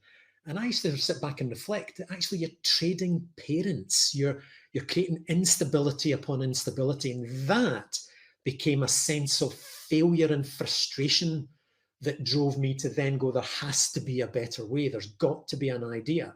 Now, as much as sometimes, and I know we as Revolutionise will talk about the light bulb moment, but occasionally that light bulb moment just sits there and sparks. A little bit of light will come, a little bit of light. For me, it was a flicker before it really started to emit and radiate, for a long, long distance. But again, what I'll share with you in terms of experience and the clarity points, it was a flicker. That flicker for me came from my battery of, I am really in the middle of a failure here of a system, an organization that's perceived to be succeeding and in some ways embarrassingly got accolades for how it was performing. I got accolades for how it was performing, which was even more embarrassing. But the failure and the frustration drove that point. There's got to be a better way. The better way in this situation was obvious. It was, for me at least, it was obvious that it had to be about education, because we couldn't fix society. It was way outside of my control. We couldn't fix communities. We couldn't fix addictions, the family setting that those young people were living in. But what we could do is help them get a better education outcome, which would lead to a better job choice, which therefore would lead to better life chances. And really that equation for me, the penny dropped and became a spark to fit this light bulb to say, actually, not every talent realizes its potential, but not every talent even gets an opportunity to realize it. And that's the one thing I would say is now a new insight for me, both in this situation, so the third sector charity, but also I've taken it back into the corporate situation and looked at teams in different ways, because sometimes that talent might not be vocal, it might not be expressive, it might not be able to communicate, but the talent is absolutely there. And again, our task, your task, is to find it, help it, grow it, and give that person the opportunity. And I can certainly speak now on behalf of the young people that we support. So the organization I set up, MCR Pathways, supports 3,500 young people each week at the moment, funded for 15,000 in the next few years, and we're expanding across the country to hopefully get to 50,000. So what I can speak for is all those individuals and a system and a society that sadly does not give them the opportunity at all in any shape and form, and they suffer the disadvantage through no fault of their own. So that frustration really drove me to come up, how can we get better education outcomes? So again, I had a spark, had an idea, let's go into mainstream schools, let's see and support them individually as best we can. And again, my absolute light bulb moment was in a school setting, having worked in one school in the East End of Glasgow, having been rejected everywhere else, which is another key thing, and I'm sure we all share this, those of us that come up with ideas that really align to the Revolutionise thinking, strategy, commitment, ethos, you're going to get told it won't succeed. You're going to get told no. I still work in the ratio, if I can share this privately. Clearly, it's in amongst a group of like-minded individuals. I still, to this day, get 9 rejections to every acceptance of an idea, of an initiative, of whatever I could and should do. And I think that's a good ratio. I've heard of others that get 99 rejections to every acceptance. So again, it's just the nature of what we are trying to do and to break through. So that, for me, was mainstream education, the moment in the classroom. And I'll give you her name. Her name was Nicole, and she has really helped design everything that MCR Pathways does with a number of other individual young people. Because I'm thinking education, education, education, and managed to get her. And she was a young person at age 15, was in a family setting, really deprived area, but there was some gang issues and some deaths, unfortunately, associated with that led her to just feel really disengaged, quite traumatized by it all. And she ended up in Broome for a year. And that literally was a huge degree of disengagement. But we were working in the school that she was meant to be attending, and got in contact with her and tried to get her re-engaged and tried to get her back in to think about things. And she did. A little bit of a spark. It took, I don't know how many times of asking, by really qualified and brilliantly empathetic members of our team and staff. But she did come back. We did get her engaged. I sat in the classroom with her and other young people to talk about the programs that MCR had on, and for her to tell me and give me the feedback, which is another key point for me in any process of bridging an idea to a success or a system change. It's detailed incremental steps. So to go back to that worker bees that we talked about, there's lots of activities that need to happen. You're on the bridge and you need to keep rotating between the idea and the reality, and persuading people. But what she told me in that moment was really profound, because it was nothing of what I thought. It wasn't about education. That bored her, not interested. The single thing that made the difference to her was the person that cared. It was the relationship. She pointed to her, she named her, And she said, simply because she cared, she trusted me, she believed in me. And the emotional connection then for me was the spark that absolutely lit up the room. And I can still almost feel hairs the back of my neck going back to that particular moment. So in terms of the power of relationships and the power of confidence in a young person can be translated then into what I thought, we are going to change the system here. Now, here's the good news and the bad news is we had some fantastic stories like Nicole. I can even share the last young person that I supported as her mentor has gone from living in a homeless unit for a year because it was the most stable place for her to be, to actually now medical school. And again, you can think of that journey as phenomenal when you actually ask her what made the difference. Was it all the skills and techniques I had? Absolutely not. Zero. It was single fact that I kept turning up and could listen to her and be an outlet for some of her frustration. So the power of relationships, I thought these stories, when we started to combine them with stats, I thought that must be the bridge towards system change. And it isn't. It wasn't, because we could show both. These are phenomenal statistics manifesting itself into attainment.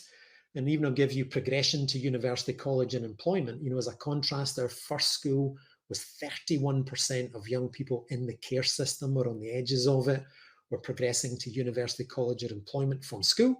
When we finished, it was 75. And our 3-year average across a city is 81.6%. And whereas national averages are anything between 50, 55, possibly 60 if you're lucky. So again, massive difference. You'd think that would change the system, but it doesn't. It then leads to the second part that I found, and again, key bit of clarity, key bit for you to carry forward. You might have the stats and might have the stories, but actually it's showing the benefits to all parties, because for me, the goal was always system change. There's no point in supporting those young people. The next generation comes through the same process. It's just madness, first sign of madness, if you do the same thing and expect a different result. So by system change, we had to then look at who are all the players here? Who are all the people we need to build relationships with? Education systems, social work systems, other systems, schools themselves, looking at what is the benefit to them. And ultimately, I found that was a really important span of the bridge. But could you go to the next level? Is that enough to change the system? And we didn't get any funding at that point to go much further. But then I thought the third thing is probably the most important thing overall to get the system to change, is that they need to get a sense of ownership of it. They need to own it, in other words. And you, if you really want to change, have to give it away. And you have to accept that that is now all about how they do it and how they implement it. So what I mean by that, and by example, where we now work in the schools that we're working, the young people we're supporting, is we have a full-time member of staff in that school, but that full-time member of staff is now part of the school team. In fact, employed by the school and by the local authority. And again, some of the management is, but of course we retain overall governance for that. So there's very distinct spans to this bridge. And of course, that in itself isn't enough. And another little spark for me that came on in this light bulb is, attention spans of these days. Our culture is driven by Twitter, by Instagram, by image.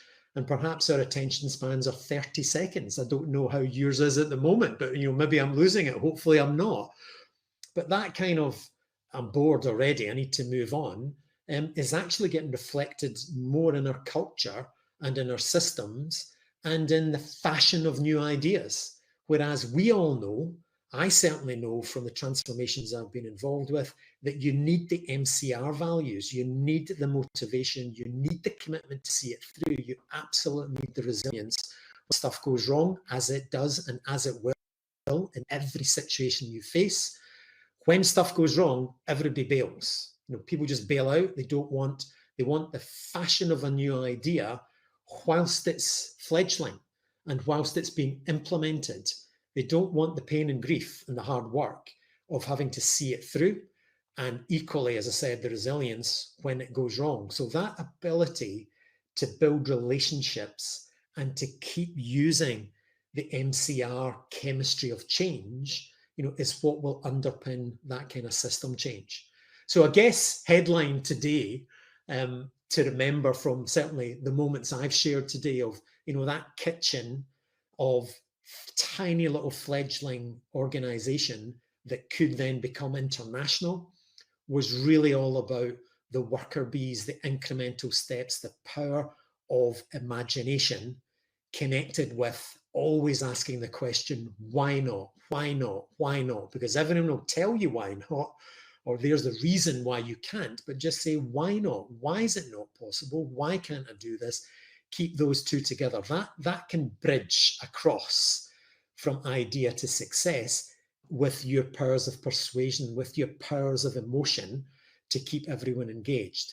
The next level up that I massively encourage everyone to get engaged with is to really change our definition of success. The future of success is about collective gain, collective benefit. It's absolutely not about individuals at the expense of. It'll always start and be driven by individuals, but can we have individual gain for collective benefit, system change, use the catalyst of COVID? I absolutely do most passionately believe that. And in a small way, MCR Pathways now is accepted nationally in Scotland as a country initiative, funded by government, funded by local authorities, funded by schools, and a desire on their part, because they own it, for it to become the norm for every young person. We will take that to different countries. We've opened up in England again, but underpinning all that is the strength of the spans of the bridge, and using that power of the battery to say it's about keeping those relationships and persuading individuals, and absolutely with a passion talking about the potential of individuals. Because as I've said, there's whole sections of our community, sections of your companies perhaps, that just haven't had the opportunity and their circumstances are dictating to them. I can certainly say, as I've expressed, young people absolutely in that equation. So that's the positive power of the battery. But the negative, let's just own it. Let's own the failure. Let's be very vocal about the failure. Let's not take the judgment with the failure. Let's just accept its failure and the equivalent frustration that comes from failure and lack of progress. Let's just accept those things are together, and let's try and adopt and adapt the cultural expectation that you can't fail. Because I've never met somebody who hasn't, and I don't think I ever will, because we are imperfect as individuals, as communities, as countries, and whatever scale you want to look at. But yet, media, and yet any respect, we can't allow an individual to recover and get another opportunity and chance. So we can, through Revolutionise, take a series of individuals like-minded, because change is kicked off with one. Change really happens with a small group who are very committed to see it through. Thank you, and I hope you have a fantastic remaining part of your conference. Wow, incredible. I mean, thanks so much, Iain. There's so many insights and nuggets of knowledge throughout that talk. I was actually scribbling notes myself. I'm sure you all were too. But I love the idea of change being individually motivated, but for collective gain. And the future of success being about reconciling economic gain with social advantage. Really positive takeaways. I love it. And if you really love what Iain's talking about, he's going to be talking about more about his ideas about the future of success during the Futurology module on the Thursday morning at the Festival of Great Creative Thinking in September. So make sure you don't miss that if you want more Iain. For now, though, it's time to move back to Tom. And in his second talk, he's going to be talking about the topic of expert fallacy. And that's when experts mistake confidence for competence. And I'm sure there's a lot of you recognizing that and having experienced that in your lives in the past. So I think you're going to really enjoy this one too. Over to you, Tom. Thanks, James, for the introduction. Hi, everyone. It's Tom again. I want to share a second light bulb insight with you, and this is about the topic I want to talk about is about expert fallacy, and I want to argue that expert fallacy really is the mother of all screw ups. The question that I would like to explore is the question why so many experts seem to make such bad predictions. Why do experts fail? And I think there's a couple of reasons for that. The the main reason is that is what I call expert fallacy. The simple fact that we are hired as an expert, to have an opinion or to have know-how about something, actually triggers us to just simply deliver predictions and deliver knowledge and insight about things that we really have no idea about. We feel the inclination to deliver our expertise simply because we are asked to do that. That's a purely simple psychological mechanism. So we unnecessarily produce all kinds of overconfident knowledge and prediction of things that we simply don't know of. And quite often the problem with experts is that they mistake confidence for competence. That's really a second problem with expert fallacy. Experts tend to have the tendency experts have the tendency to sound quite convincing. And our unconscious brain kind of like that. If someone sounds cocksure, it must mean that he or she knows what he is talking about. And so, but the great example of this is our pundits on television. They seem so cocksure about things, and we love to hear their cocksure opinions about things, but really most of the time they have no idea what they're talking about, because reality is 100 times more complex than the simple schemes that they handle to talk about reality. And actually quite often, if you think about it, like for instance, if you would have pundits on Fox TV in America, they all look through their very specific, highly conservative, highly how to call it, libertarian. They're libertarian lens, and so every problem in the world is being decoded through their libertarian prism, and reality is 100 times more complexer than that. And so, a third reason why we suffer from expert fallacy, or what happens in expert fallacy, is that our brain is hardwired to see patterns in everything. And there's actually a fun concept for this, a fun concept in gaming for this. It's called apophenia. Game designers are when game designers are designing role playing games, there's this concept of apophenia that they're terrified of. And the concept is the following: quite often when people are in virtual worlds or in role playing game, they're always looking for patterns. They're always looking for signals that might mean something, that could give them a clue about what they could expect, or that could give them a clue about how to solve the problem or crack the puzzle. But the problem, of course, is that when your brain is highly instructed to look for clues, you will find clues even when there are none. And so the problem is, for instance, when in a virtual world they suddenly stumble upon a piece of wood that is directed in a particular direction, as an example, it must mean something. It must mean that we have to look for the solution in that direction. Whereas this piece of wood might be just there by silly coincidence.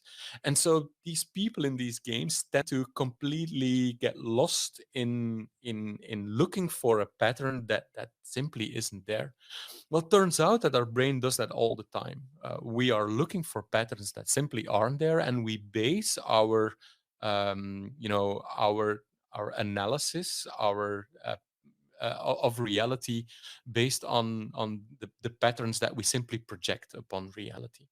And so a good pundit is really good at seeing patterns in everything, but that don't explain anything.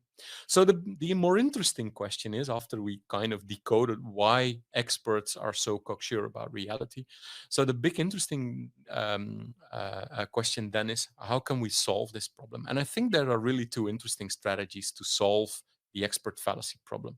The first one is outside in thinking. Outside in thinking means that if you allow yourself to spend time for empathy with the end user, to try to understand, your end user you are, for instance, designing for, you will stumble upon much more rewarding insights. If you would refrain yourself whenever you try to, to design a product or a service or an intervention that aims at changing people's behavior, you need to refrain yourself from already getting into the ID mode. You always need to get into outside in thinking mode, into falling in love with the problem mode first. And by allowing yourself to take time for it. So, for instance, when I need to design a solution or an intervention for behavioral change, I always force myself first to do 6 interviews. And these are really in depth interviews with people. I want to fall in love with their problem. I want to understand their obstacles. I want to understand their beliefs. I want to understand their prejudices. I want to understand their deeper needs and desires, because these are the kind of things that I can work with. And usually, when you want to change behavior, it's nearly always the problem is taking away obstacles that stand in the way for people to actually make behavioral change. I want to give a quick example of that. So this was a project we did a couple of years ago for an NGO that want to help people to get out of debt, a debt relief, to get into debt relief plan. Um, but the problem that they were suffering from was that whenever they tried to motivate people who are in serious debt, these people simply didn't want to get into debt release. And so when we started to interviewing those people, we quickly realized that the problem is the moment you address them as people with serious debt, they kind of don't want to identify themselves with this image. They don't want to be seen as a loser. They are embarrassed. They are ashamed of this identity. And the moment you start to talk to them, based on this identity, they kind of reject the whole idea, even if they perfectly knew that they actually need help. They simply don't want to be seen as people who are in problematic debt. They don't want to be seen as losers.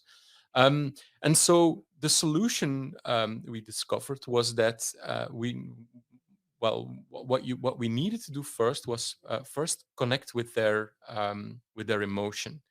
Connect with the problem that their debt might quite often keeps them awake at night. Second thing is we needed to reduce their anxiety. So the moment you connect with the emotion, do you recognize that you sometimes, can't sleep at night because you are afraid of your money problems? Well, people immediately go into, yes, I completely recognize that. Then the second step is to reduce uncertainty. And what this organization needed to say was, look, our people are all people who were in debt themselves for a couple of years, so they perfectly know what they are talking about. And so, which triggered curiosity. The third step was to motivate action, to make the desired behavior simple. And so the pitch was, look, we understand how you feel. Our people definitely understand how you feel because they've been there themselves. You know what? Here's the deal. Why don't we simply book a meeting, simply book an appointment and see if there's a match, if there's a click. If you don't like what this person can offer, then you're completely free to not accept and to not accept the free offer that we can provide you. And so by rethinking the psychological buttons that need to be pushed, we got a lot of people to open their minds, to open themselves up to get into debt relief. If we simply would be trying to force them into this identity that they rejected, you are someone who's in problematic debts, then people would close down and shut themselves off from the opportunity to save themselves. So this brings me with my second solution to the expert fallacy problem. So the first one is allow yourself to refrain from getting too into solutions very fast, but fall in love with the problem first, and you'll simply discover many of the great ideas by simply listening to people. Second strategy is prototype everything, and to me, this is a motto. This really has become a mantra for living a well-lived life. Well-lived life. Prototype everything. To me, the idea of treating everything as a hypothesis that needs to be prototyped and tested and validated or rejected as soon as possible is a great is great fun. I prototype everything. Well, there's a one limit to it. My wife, who's also an expert in behavioral change, she said, if you ever would cheat on me and you call it prototyping, I will cut your balls. So I prototype everything except cheating on my wife, which I think is a very good behavioral design strategy from her. Anyway, I digress. So we prototype everything, and the reason why it's so liberating is that you don't fall in the trap of your ego that needs to be right. You know, when we act as experts, our ego can't stand the idea that we might be wrong, because that would kind of defy the whole purpose of being an expert. Whereas if you have a prototyping mindset, you have a more curious, open-minded mindset. You might go, I have no idea if this works. Let's prototype and test it. And so I prototype and test everything in life. Well, maybe a couple of examples. For instance, the idea of living abroad. We had played with this idea, my wife and I, for a long time. And at certain moments, we thought, why don't we prototype it? So our first prototype was to book a hotel somewhere on the coast of Morocco. It was, and we prototyped this idea for 2 weeks. What would it mean to live abroad with our, at that time, our 3-year-old? Terrible prototype. We learned a lot from it, and the reason why it was a terrible prototype is we didn't figure in the 3-year-old. So when you sit in a hotel room with a 3-year-old, you can't combine living abroad, having a kid, raising a kid, and trying to to work from abroad. So our second prototype was different. We decided to figure out if what would happen if one of us would with every other month one of us would simply book a house or an apartment or a studio or whatever for 4 days to simply work from abroad, because this living abroad thing wasn't just about living in a different country for a year or 2 year. It was what would happen if we spend much more time living abroad. And turns out that this prototype taught us a lot. Working abroad for 4 days per month, so the 1 month I would do it and the other month Astrid would do it, was a great way to what was a great prototype, because it allowed us to simply do something different every other month. Sometimes I booked a cabin within the Netherlands. Sometimes I made a trip to Sevilla. Um, uh, but what happened was the other was forced to spend 4 intensive days with the little one, and turns out that these 4 days, these days on our own with the kid, turned out to be incredibly qualitative. It was just like, for instance, a dad daughter 4 days that I would normally never have. And so we this prototype taught us that this might be the right formula for us. Um, and a different example, we once prototyped. I'm going to give you an example of a prototype that didn't work. For instance, we wanted to organize a training in Singapore 2 years ago, and we thought, why don't we simply put up a landing page, organize an event, and see if we can get 15 people to attend that event. That was the whole idea. We didn't book a hotel, we didn't book a venue, we didn't book a trainer. We simply prototyped the idea if we could succeed in finding 15 people who would attend the training. And it was a great failure, because we quickly learned, without spending too much money and simply setting up a Singapore office, that at that point we weren't capable yet of recruiting 15 people to attend that training. And it was a failure that we could celebrate, because for a couple of thousand, it wasn't even a couple of thousand euros, it was far less, we discovered that we weren't ready yet for Singapore. Whereas if we hadn't prototyped that idea, we would probably have failed much more spectacular. So why does this matter? Well, if you get rid of the expert fallacy and you treat everything as an experiment, you can never fail. Um, because the only thing you can do is that you simply learned one way that didn't work. And it actually brings you in a different mindset. It brings you in a much more curious, playful mindset. Because and what actually happens is that it also reduces authority in a room, because now we can simply, even if an authoritative person would say, I think this is the solution, what we can now always do is say, that's a great, interesting hypothesis. Let's test it. And if you test it and they immediately experience how, for instance, their target audience or their customer thinks about it or rejects it or validates it, it really brings reduces ego and ego in two kinds of way. Ego is in as in I am the most authoritative person, so we need to do it, but also in the opposite way, ego as in I'm afraid to step back from my conviction because that would be a painful experience. If you can design a approach through prototyping everything in which you treat it as an interesting hypothesis that you can prototype and test, then ego simply disappears from the room. I hope you enjoyed this talk, and we're going to explore the idea of behavioral science applied to daily life and to organizations and to products and marketing on the Behavioral Design Day at the conference in September. Looking very much forward to see you there. Back to you, James. Fantastic. Thanks so much, Tom. Again, so many insights in such a short period of time. For me, I love the recommendation to keep a curious mindset. Treat everything as a hypothesis and prototype and test everything. Apart from infidelity, because the consequences of that sound very severe. And also the idea about treating failure as really just a way that you've learned how something didn't work. Tom mentioned at the end there, we've mentioned a couple of times already, it's Tom and his team from Sue Behavioural Design that are curating the whole second day at the Festival of Great Creative Thinking in September. But I think it's also worth reiterating that the behavioural design lead from Tom's organisation is running an online masterclass on behavioural design during the summer.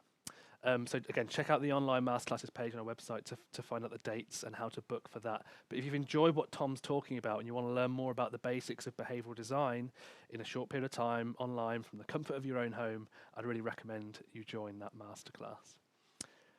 And now it's my pleasure to introduce back to the stage Liz. In this second talk, Liz is actually going to be building really on the first talk. The events in this second talk take place 5 years later, when Liz was on a year-long sabbatical and was taking the time out to really refocus on her distillation process and all around clarifying her purpose again and what else she can get from that, the light bulb moments and the learnings. So I think you're going to really enjoy this second part from Liz. Over to you.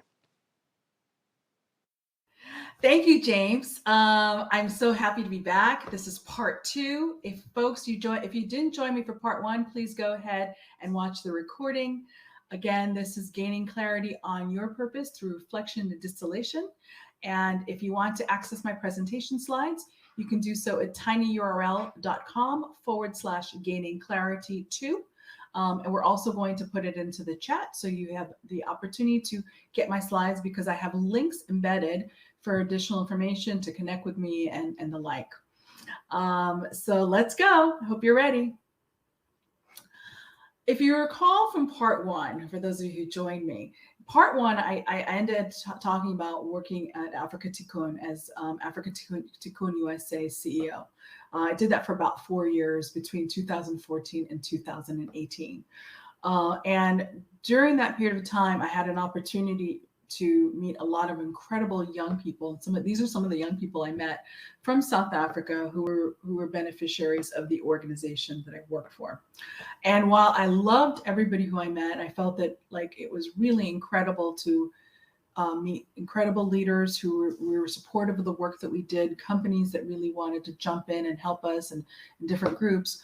What I recognized that really resonated the most were these people, the young people, having an opportunity to take them to Condé Nast, to expose them to the business of publishing and hearing from the leaders about what role that they could potentially play in the publishing industry, or taking them to UBS, where they got to learn about what traders do and what finance is all about, and understand, sit with traders and actually see how that works, so that, for kids whose parents don't even necessarily work in an office, aren't necessarily professionals, they have an opportunity to see themselves in an environment that otherwise would be very foreign for them. So taking away those barriers to such opportunities, giving them exposure on, in the media.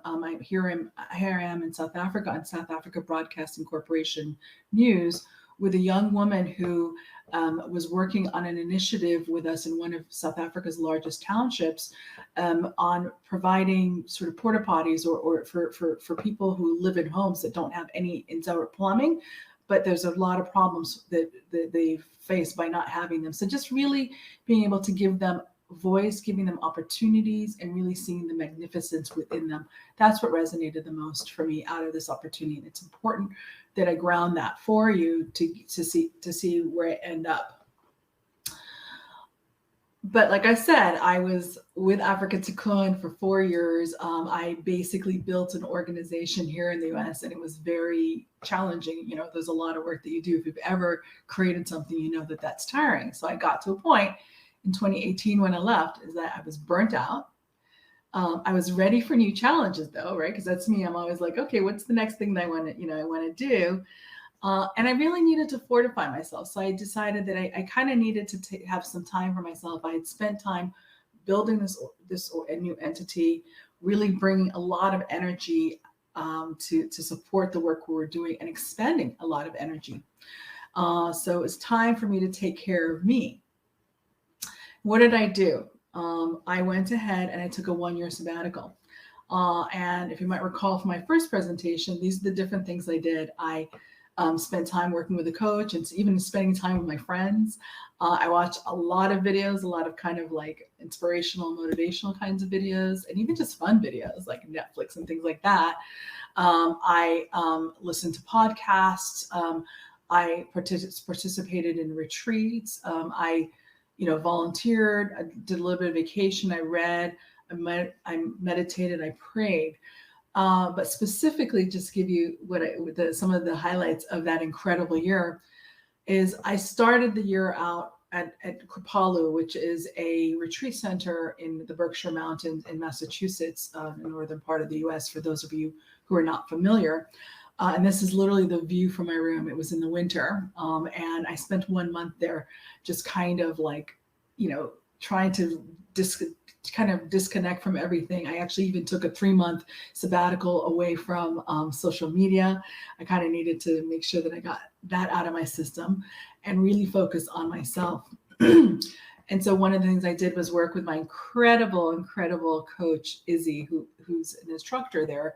And I worked with her for 6 months, and she really helped me to get that clarity that I needed around sort of, who I am, what's important to me, what I think next steps could look like for me, and what I wanted to accomplish. And one of the things she did that I thought was really, really important, she said, I want you to think about your home. And this is my home. This is actually how my home looked like normally, but she wanted me to look at my home and think about, go through all of my stuff, my things I had in storage, and just purge, get rid of all the documents I didn't need, and just really focus in on all the things I had created, all the wonderful stuff that I was excited about.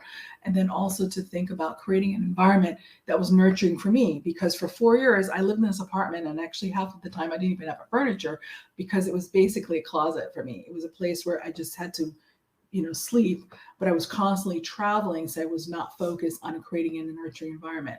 So what happened was I did that, and I created a home office, which is where I was able to start incubating ideas for what subsequently became my businesses. So it was really great being able to do that. So I want you to think about what that could be like for you.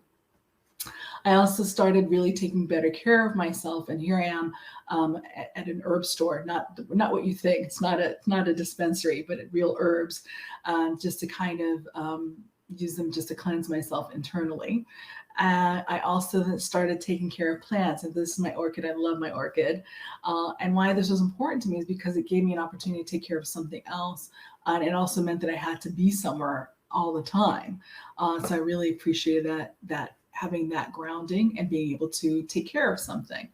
I also spoke at a middle school. Even though I was a sabbatical, I did do some speaking, and I did teach. But this was really fun coming and spending some time with these 13, 14-year-old young kids, and really being able to share a little bit of my experience and give them a little bit of inspiration as they moved on to high school, the next level in their academic career. And I also went to speak to listen to other speakers, as in the case here, where I listened to the former vice chair of General Electric, speaking about her leadership journey as a woman in a corporate, in a very major corporation, and what that looked like, and what her life moving forward was going to look like.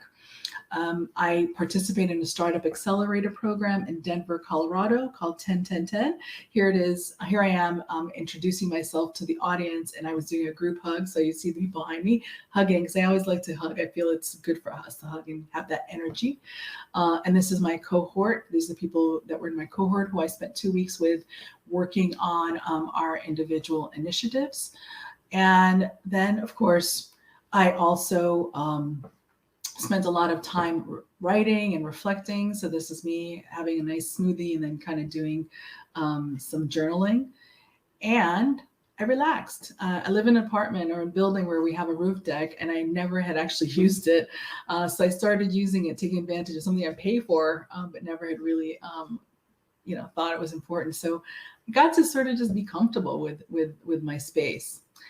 And once I did that, I was rejuvenated. The energy was flowing, and we got to a point where COVID was about to start hitting, or just actually had hit. And I decided that I wanted to sort of now kind of re-enter, and just one day decided to start broadcasting on LinkedIn and streaming information for nonprofit organizations that I knew were going to be hit significantly by COVID in terms of their fundraising, in terms of their operations, and just started doing it and just started inviting people on. I think I did about 20 of them during a 6-month period.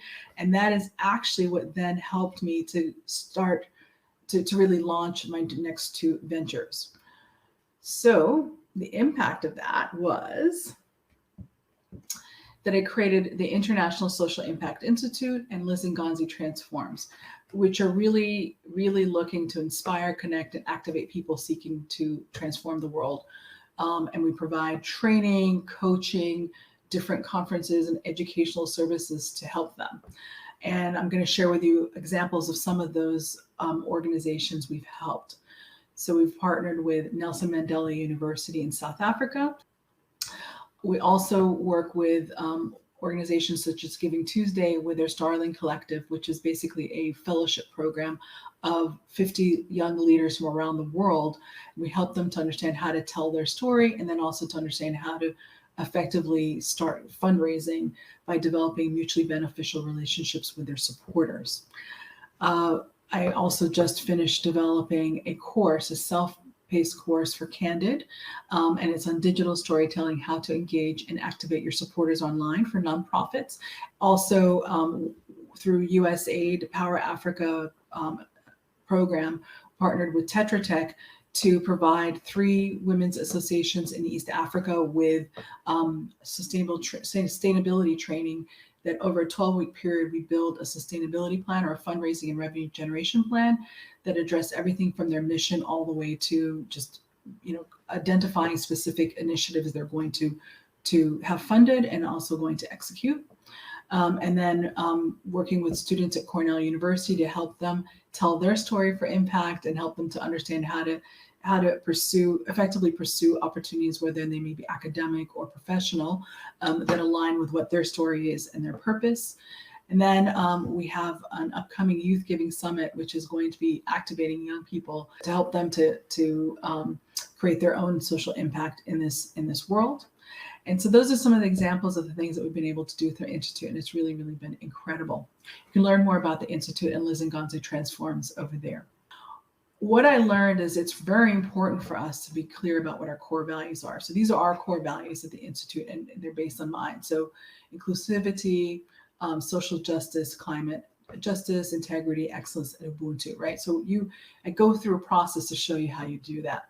And then you've got to also understand your purpose. So who are you here to serve, and who is it that and what is it that you're trying to help them accomplish? Like what is it you're here to do, right? Those are some things that are really, really fundamental things that you need to answer, because when you understand that, then that helps you to craft a story, to be able to basically say that this is who I am, this is what I bring into the world, This is why I exist, and then it helps you to then create an organization or a company that reflects that, or to even go work for an organization or company that reflects that, and then subsequently helps you attract your clients, your donors, your investors, suppliers, and vendors, and even your board members, employees, and volunteers who are aligned, right? Because what's really important that I got from all of this process I've gone through is that why efforts don't necessarily work as best as they can is because we're not really clear about what's important to us to begin with. And then that makes, what happens is that then we start working with people or in companies, organizations where we have that misalignment. And then that really, it really stunts our ability to execute at a very incredible level. So if you really want to be at your best, if you really want to be able to maximize your impact, it's important to have that alignment. And I walk you through how to do that. The way that I walk you through that is through my Liz Ngonzi Transforms ICAT coaching framework. And this is just a real high level overview. The first part is I give you some inspiration. So, I help you to seek inspiration, realistically appraise like where you are in your life, right? To identify what your strengths are, your challenges and opportunities, and what are some of the external constraints that may impede on your ability to pursue those opportunities. Then we connect the dots by clarifying your values, your purpose, and your story. And then we set targeted goals to help you achieve your purpose. Once we do that, we then go ahead and start activating and start kind of, we've done all this planning. We now then update your news story and digital storytelling ecosystem. A very important place would be on your LinkedIn profile, and if you have a website, and then help you to connect with like-minded stakeholders to accomplish your goals. And you'll create a plan for doing so. And once you get to the transform section, we make sure that you execute at your plan, evaluate your results, and modify if you need to, and always pay it forward. And the pay it forward is a really important part of all of this, and that I learned from many years that I've been in business or I've worked. It's that if you focus on paying forward what you've received and really understand the importance of social capital, you will always have people who will support you. You will always have opportunity because you're working with people and being a mutual support. So that's a very important thing. I'd like you to join me for Your Purpose Distilled, a masterclass. And I have a link to it so you can learn a lot more. I'm very excited about it. I've designed it for you and can't wait for you to join me. So please go ahead and check it out. And now that you've heard my story, I want you to make 3 commitments. I want each of you to reflect a key light bulb moment in your own life that can help you create an impact in the future. So what's that thing you're trying to do? Like there's something that we all have in our heart where like we've been trying to do, we don't dare say it, but let's think about that thing and maybe look at a moment that it give you that clarity, because I want you to hold that. And then I want you to then join me for the live Q&A sessions so that, I can answer some specific questions for you. And then I would like you to join me again for my masterclass, as I mentioned, where I will then help you take that impact that you're trying to create and really work from that light bulb moment to get you all the way through execution. So that's been my story. You've learned about my distillation process that I've gone to get to the point where I was able to develop the International Social Impact Institute and Liz Ngonzi Transforms. You've learned a little bit about the people and the organizations that we've helped to work on their purpose, to be able to tell their story, and to be able to create the ecosystem of support that they need to be able to amplify their impact. And I so thank you for joining me today. And I ask you to join me on LinkedIn if you can. Please connect with me and let me know what you got out of this session. And I want to definitely thank Alan and James for inviting me to be with you. This has been such an honor, and I'm really grateful for this opportunity. I want to thank my team, my executive advisor, Stuart Kane, and of course, Portia and Ludmilla, who helped to make all of this content the way it is. I deliver it, but they're the ones who helped me to create it. So I thank them. And of course, wherever you are in the world, I thank you in whichever language applies to you. Look forward to seeing you soon. Bye-bye. Thanks so much, Liz. Really love hearing your personal, purposeful journey and how that's led you to the creation of the International Social Impact Institute and your coaching framework around purpose. I think from hearing both your talks, we've really got a great understanding of the tools and experience that you've developed that now puts you in a great position to teach other people and organizations how to find their own purpose. And if you're interested in doing that, that's exactly what Liz is doing in the online masterclass running this summer with us. So again, go and check out the online masterclass section of our events page if you're interested in joining Liz's masterclass. It's open for booking right now. And somehow we've reached our final talk, our final speaker of the day. I would say though, just do make sure you stick around because we have a live Q&A with all 4 of the great speakers straight after that, as well as that special offer that I keep trailing for the Festival of Great Creative Thinking in September. For now though, it's my pleasure to welcome back Iain Clayton for his second talk. In this talk, he's going to be talking about the need for speed in creative thinking, as well as the 10 stages of great creative thinking. Over to you, Iain. Well, welcome back, everybody, and huge thanks to Iain, Liz, and Tom. I've been fascinated by those sections. Absolutely brilliant. I've got one more final closing little insight for you. But before then, just to remind you that Iain, Liz, Tom, and many other people from our faculty will be joining me when we get back to real life in September at the Festival of Great Creative Thinking at Crossbaskets Castle in Glasgow. And immediately we relaunch in real life in September, we will be starting to put our masterclasses and our retreats and our creative sprints back to real life, many of them at the place in my background, the Loch Ness Centre for Creative Thinking. I hope we'll get to see some of you there. So I spoke earlier on about what started on this journey to putting together Revolutionise, the company that shows, teaches, and does great creative thinking. Well, at the end of the journey, great creative thinking exists to solve 2 problems in its own right.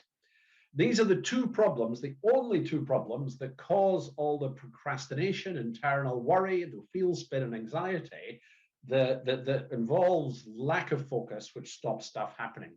Ideas, organizations from growing, the world from getting a better place. And those 2 problems are really simple, but not easy to solve. The first problem is complexity, and the second problem is fantasy. And both of these are increasing in the world that we live in now. 100 years ago, business was simple compared to what it is now. You just had to be really good at doing something and deliver it efficiently, and your business would grow. Now there's so much more to it. Now you have to have a purpose. You have to make the world a better place. You have responsibility for the welfare of your staff and the growth of your staff. You operate in a world that is changing very quickly. And you even have to do things like marketing and strategic planning and adapting to changing environments all around you. And all of that is very complex. For charities, 50 years ago, they generally did things like feed people, build homes, and provide medicine. Now they've evolved to deal with the root causes of social problems or humanitarian problems, globalization, and they often now act as advocates for the groups they present. And that is extremely complex. And for us as individuals, just over 25 years ago, and I can remember it, you had a very small number of TV channels and limited other media, and your world and your influence were pretty focused. You sort of had a life journey that came to you very, very young. Now it's different. Your options are many times more. There are so many more stimulants, so many more obligations, and so many more anxiety. And the combinations of these are pretty much beyond measure. They are the life in front of us, or the options in front of us, is perhaps the very definition of complexity. So the world for all of us is getting more complex, whether we're a business, a charity, or even just an individual trying to make a go of things. But fantasy, that's getting worse too, perhaps due to the number of options available to us, but perhaps more so due to the increasing complexity itself and to the huge, rich variety of media we have available to us. So business, it turns out that having a purpose and looking after your staff and being the good guy is somewhat harder than we thought. Greenwashing and CSR have proven to be not enough. They have proven to be fantasies. They don't make the world a better place. We're just pretending to. And in business, getting rich is hard too, despite the fact we're bombarded on social media about stories about people who had one idea, then the next morning they were multimillionaires. That doesn't happen in real life. There is a lot of work, as I remember Iain saying earlier on, there's a lot of hard work between having an idea and success.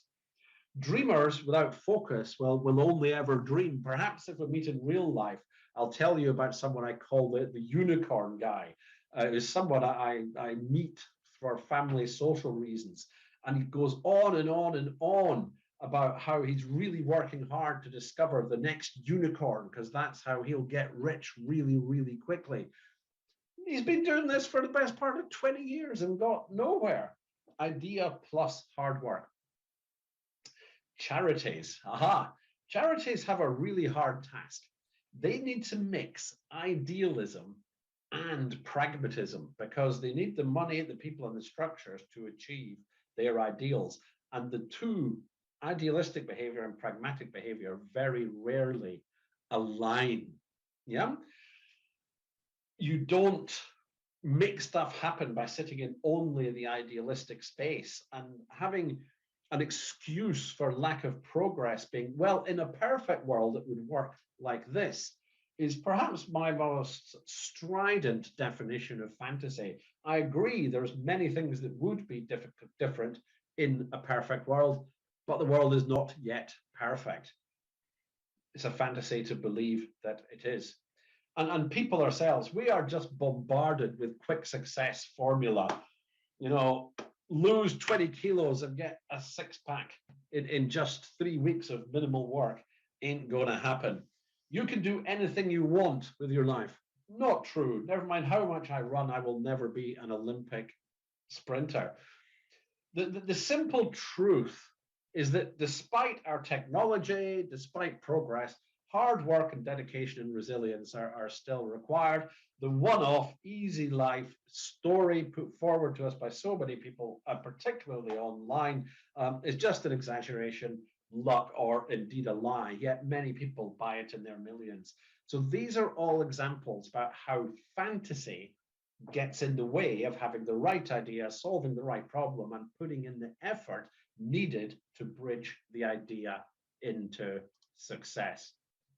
So the solution, and these are the two things, and the only two things that a great creative thinking process needs to deliver. It needs to turn complexity into simplicity, and it needs to turn fantasy into truth. That is how we've ended up with Revolutionise. Simple truths that spark great change. The simple truth is the start of everything. The spark gets it going, and it's then up to you to put the hard work in. Simplicity and truth. Very, very simple, but not at all easy. So how do you do it? Simplicity and truth, and finding simplicity and truth, can be deeply uncomfortable. But what, ladies and gentlemen, do comfortable people do? They don't do anything. They just sit around being comfortable. People talk about getting out of their comfort zone for a reason, but getting out of your comfort zone is by definition uncomfortable. So therefore, the group or the team that's working on a creative project needs to have the very best environment, process, people, and support around them, but they also have the courage and resilience to work in that emotional space and keep going until we have that absolute simplicity and truth, better known as a light bulb moment, and then not to compromise on it when it's found.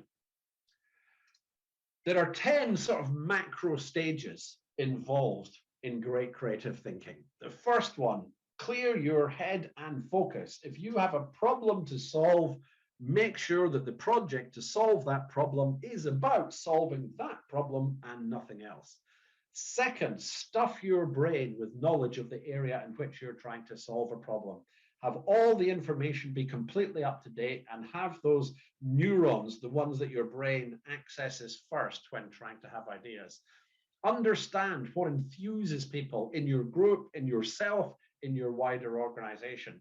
Take your time to be extremely precise about the problem you are trying to solve, and then create the mood within which great creative thinking can happen, the 4 Ps that I referenced earlier on. Stage 6 is to have as many ideas as you possibly can without analyzing them.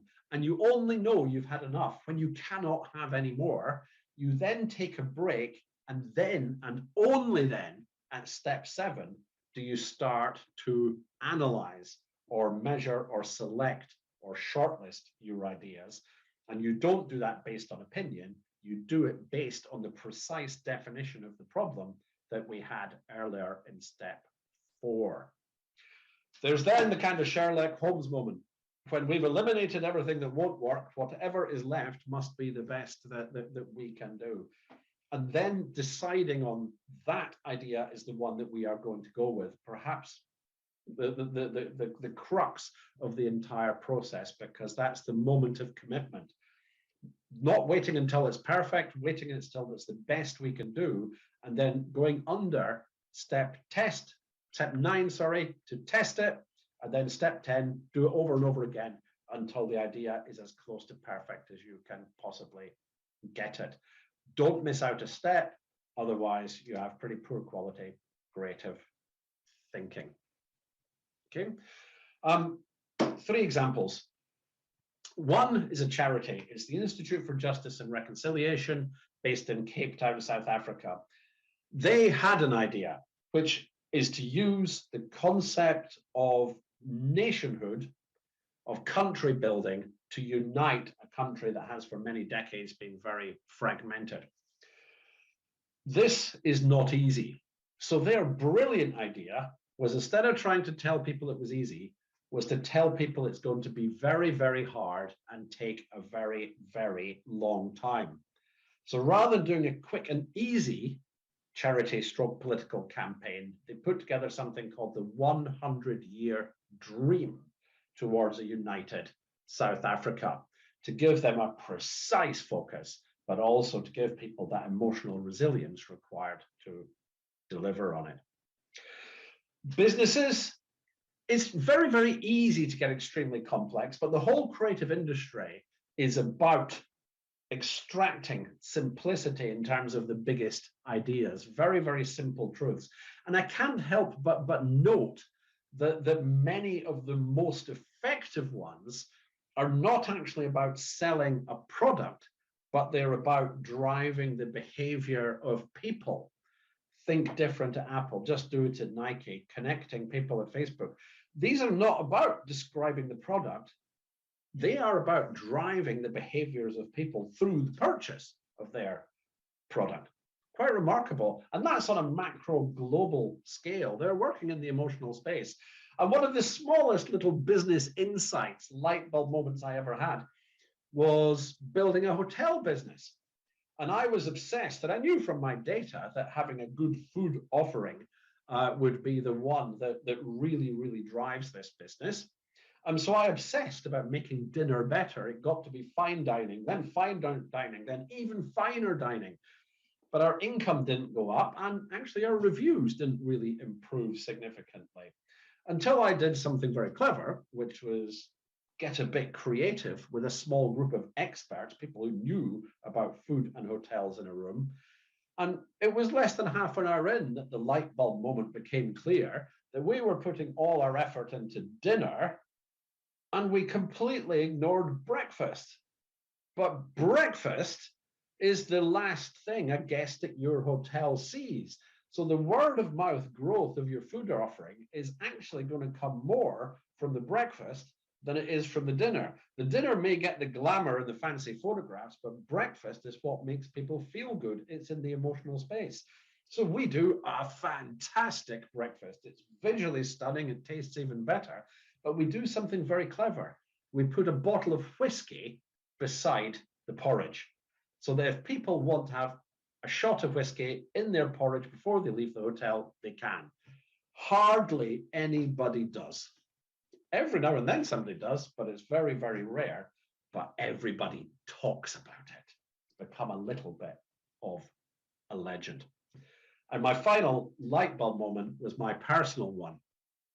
which has led to acting so fast right now, was after years of sort of existential angst. What am I here for? What's the point of this? And sort of fairly lumpy mental health, I had a great light bulb moment, which was this. Why am I worrying about the meaning of life and what my priorities are? It's like, I didn't exist, then for a short period of time I will exist, and then I won't exist again. And in the middle is my life. And all that is a number of days. The number of days I don't know, but whatever the number of days I'm going to get, that's all I'm going to get. So don't waste a day. Do not waste a day with a hangover. Don't waste a day with regret. Don't waste a day with procrastination. Get on with it. Solve problems, have ideas, one day at a time. And that, ladies and gentlemen, is the journey I hope that you will come along with us on. Thanks again to all the speakers. And James, I believe we're now back to you. Thank you. Brilliant, Alan. Thanks so much. I mean, we can't really ask for much more than finishing today's talks with the answer to the meaning of life. So thank you for that, Alan. And I'm super excited and pleased to say we've got all of the speakers joining us now for a live Q&A. So we've got Liz, Iain and Tom live via Zoom. Hi, guys. And I'm now joined by Alan in the studio here as well, so I'm not so lonely. A miracle of technology. So if you've got any burning questions, we've seen some incredible talks from all four of our speakers. Pop them in the chat box on YouTube, and now is the chance to ask these incredible brains some great questions. And I've actually already had some sent in. And Alan, as you're here, I'm going to start with you. So from your first talk, the section about interpersonal conflicts and objections surrounding creative processes was really insightful. Could you perhaps say something about what a leader can do when facing Mr. Concern and Ms. What About in a creative process? Okay, well, Mr. Concern and Ms. What About are representative of a large group of people with predominantly fear-driven behaviours, and yeah, I could talk for several hours about how difficult it can be. I guess it's a three-stage process. So the first one is to really encourage them to get in the mood and join in. And that's to just speak to them encouragingly, maybe encourage the whole group to encourage them. And that's to move back into the why space, the problem-solving space. Because what they're doing is jumping ahead. They're concerned about what the outcomes might be of a creative process, and they're starting to either fear losing control of the outcomes or fear of the implications of the outcomes. So they're thinking in the what or the how space way too early. Yep. So let's pull them back into the why. There's a very simple technique comes from professional coaching, which is chunking, which is just saying why or what's the purpose or what problem to try and move people back up into the more emotionally driven space. Mm-hmm. If that doesn't work, you can recognize that they have fears. I wouldn't tell them that, but you can recognize that and just say, look, what you're talking about, the questions you're asking are very important, but it's not the purpose of today. Can we just reassure you there will be ample time and resource to deal with those issues when we've finished our creative process, but please let us just go with it. And the third part is, you could always consider removing them from the room if the first two techniques don't work. Okay, good to know. Brilliant. Thank you, Alan. Thank Pragmatic. you. Yeah. The nuclear option. Okay, let's move on to Liz. I'm going to go to you, Liz. So hopefully you can hear me and this technology is going to work. I can hear you. Fantastic. What a Can miracle. you hear me? Isn't this impressive? Yes, I can hear you. You see my orchid? I brought my orchid here too. I can feel the presence of the orchid. Yes. Thanks, Yes. Liz. It's still alive. So, question for you, Liz. Somebody on the chat said, thanks for sharing your story. You obviously spent a lot of time and effort on finding the right path for you. Yeah. What would you say to someone who feels they cannot take time out in the same way?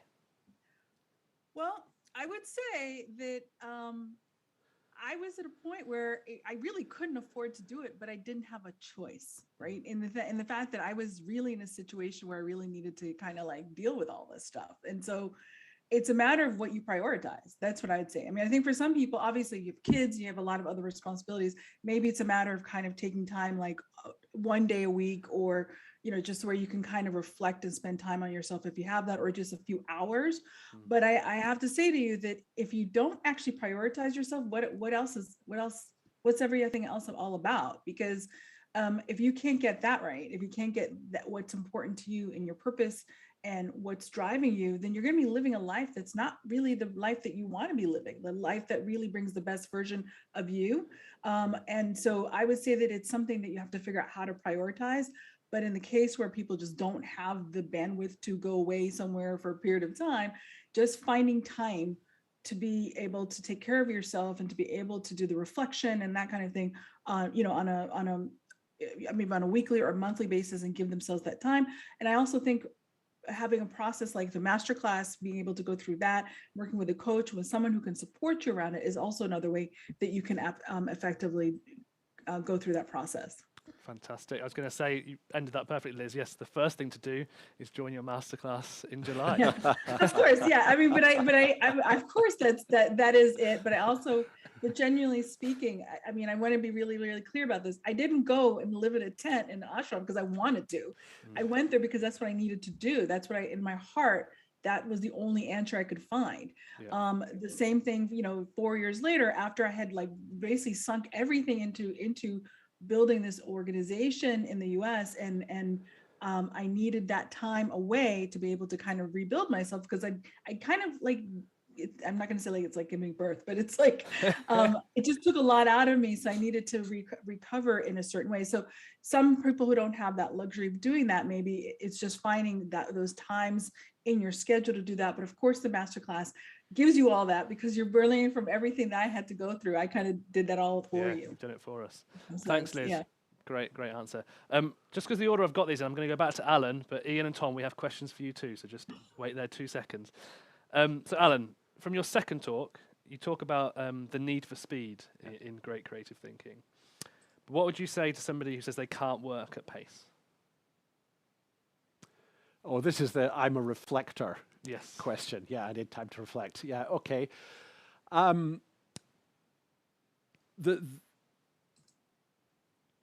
The reflector can work at pace. Mm-hmm. The reflector won't contribute at pace. Okay. Yep, it's a subtlety. But the best creative processes I've seen, they kind of half solve the problem at pace, and then there's a break. And then they solve the problem a bit better at more pace, and then there's a break. So it's basically a big burst of energy and then a period of reflection. Sure. And the clue's in the word reflection. It's how I do it myself, and it's definitely how it works best in teams. So there's high energy divergence, and then you distill, cook, or refine that, and then you come back in and do more divergence from the refined version. So what the reflector is really good at is listening. Yes. So in the first energetic sessions, the reflector adds value to offset people like me who just talk nonstop. They add value by listening extremely well. They then have the gap in between to reflect, and they often speak first when the group reconvenes, because while the others have been chatting to each other, the reflectors actually cooked the first idea.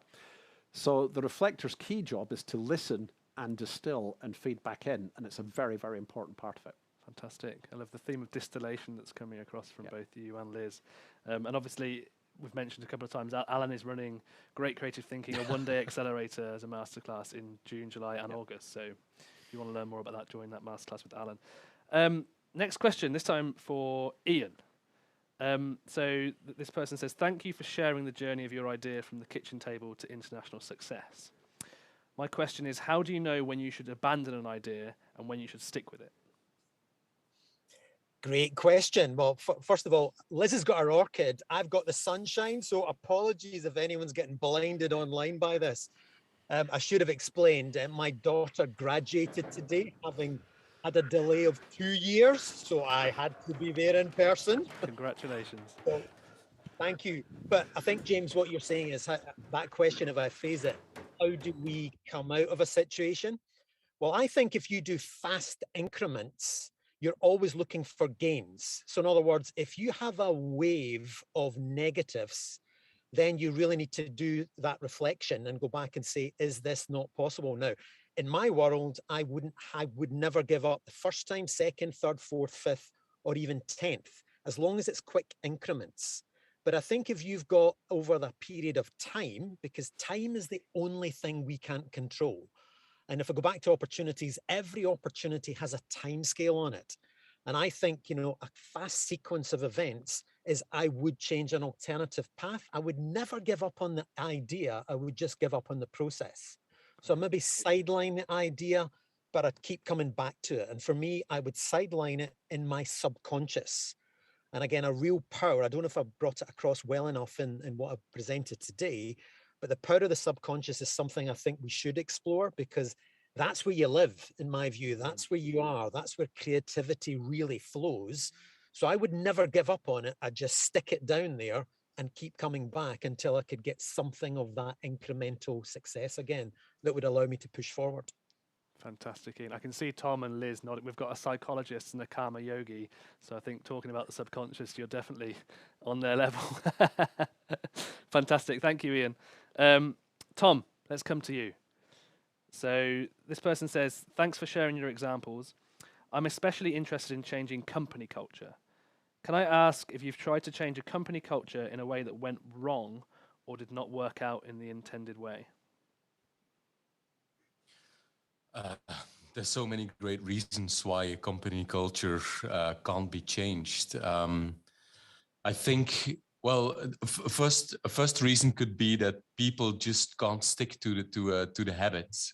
You try to install a habit that eventually, aims at changing behavior and building repetitive behavior, and out of that behavioral repetition, certain new habits and new routines to deal with each other emerge. But if you can't stick to that habit, just like Alan said in his talk, if you can't stick to that habit, you won't practice it. You won't get used to it. Just like working out, you can't get strong and slim with just going to the gym 2 times a week. I think more importantly, cultural transformation change when people treat cultural transformation as just a technique. So on the one hand, they use the techniques to transform the culture, but everything else unconsciously, what Ian was talking about, unconsciously they constantly are signaling that the power laws that are in place still need to be respected. That in the end, that they clearly signal unconsciously that they want things to remain exactly as they were. And we humans are incredibly good at picking up those signals.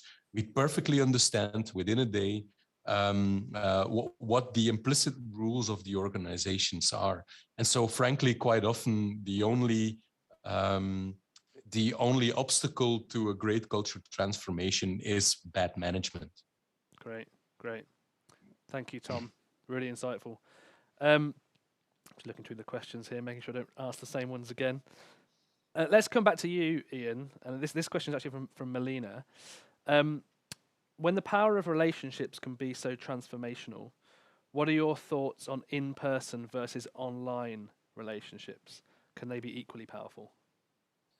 Yeah, I would say, and again, I think we've all gone through COVID, we can all get a sense of how we've engaged.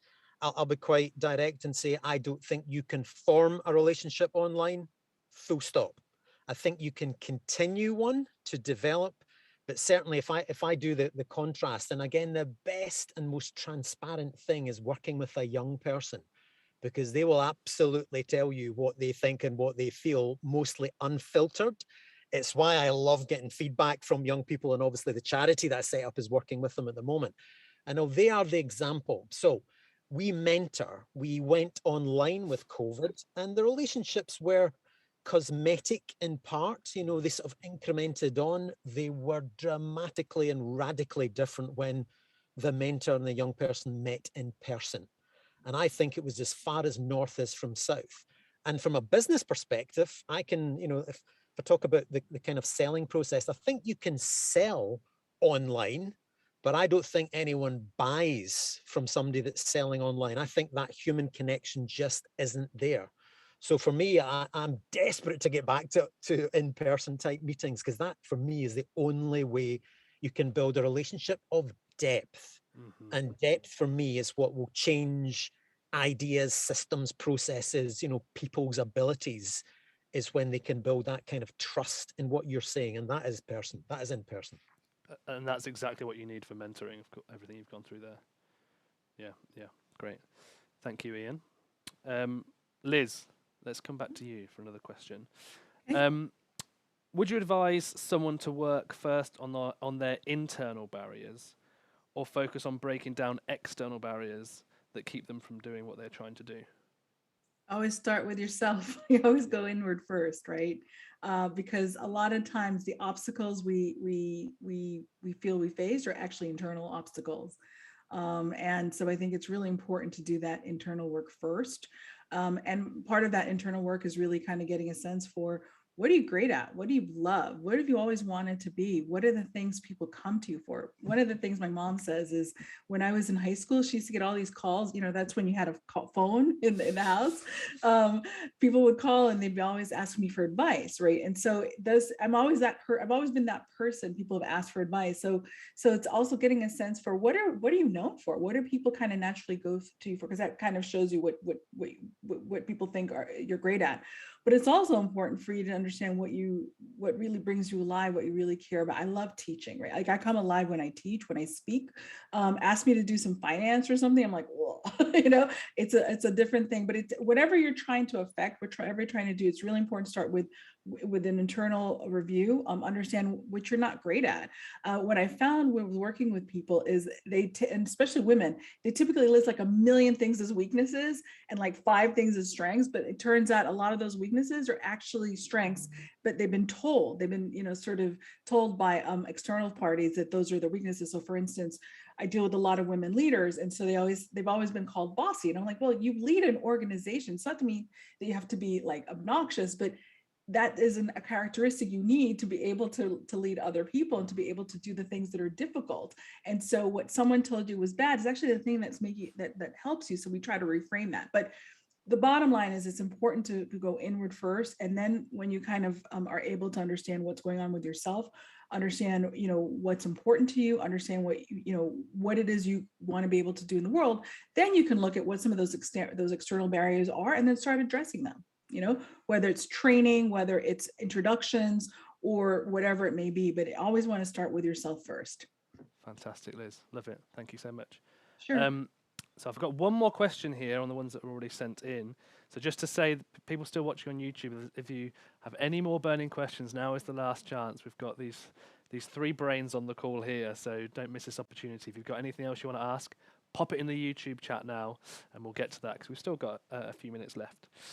But now let me go to Tom, back to Tom. Fairly broad question, this one. But what are your tips? Do you have any tips for understanding the identity of your target audience?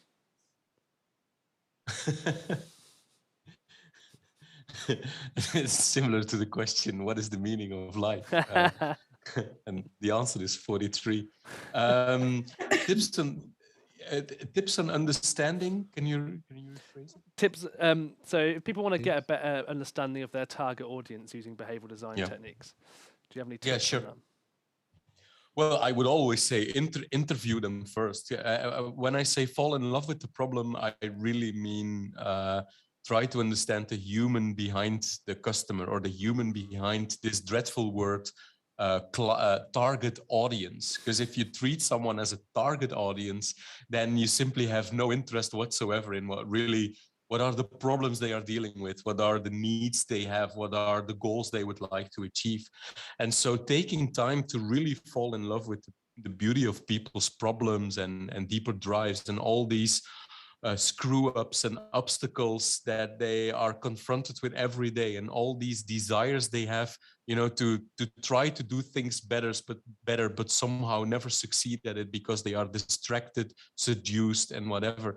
And once you start to embrace all those thoughts and beliefs, once you start to get really curious about it, when you start to treat an interview like you're an anthropologist, you can learn a lot. I think I can definitely answer the opposite of your question.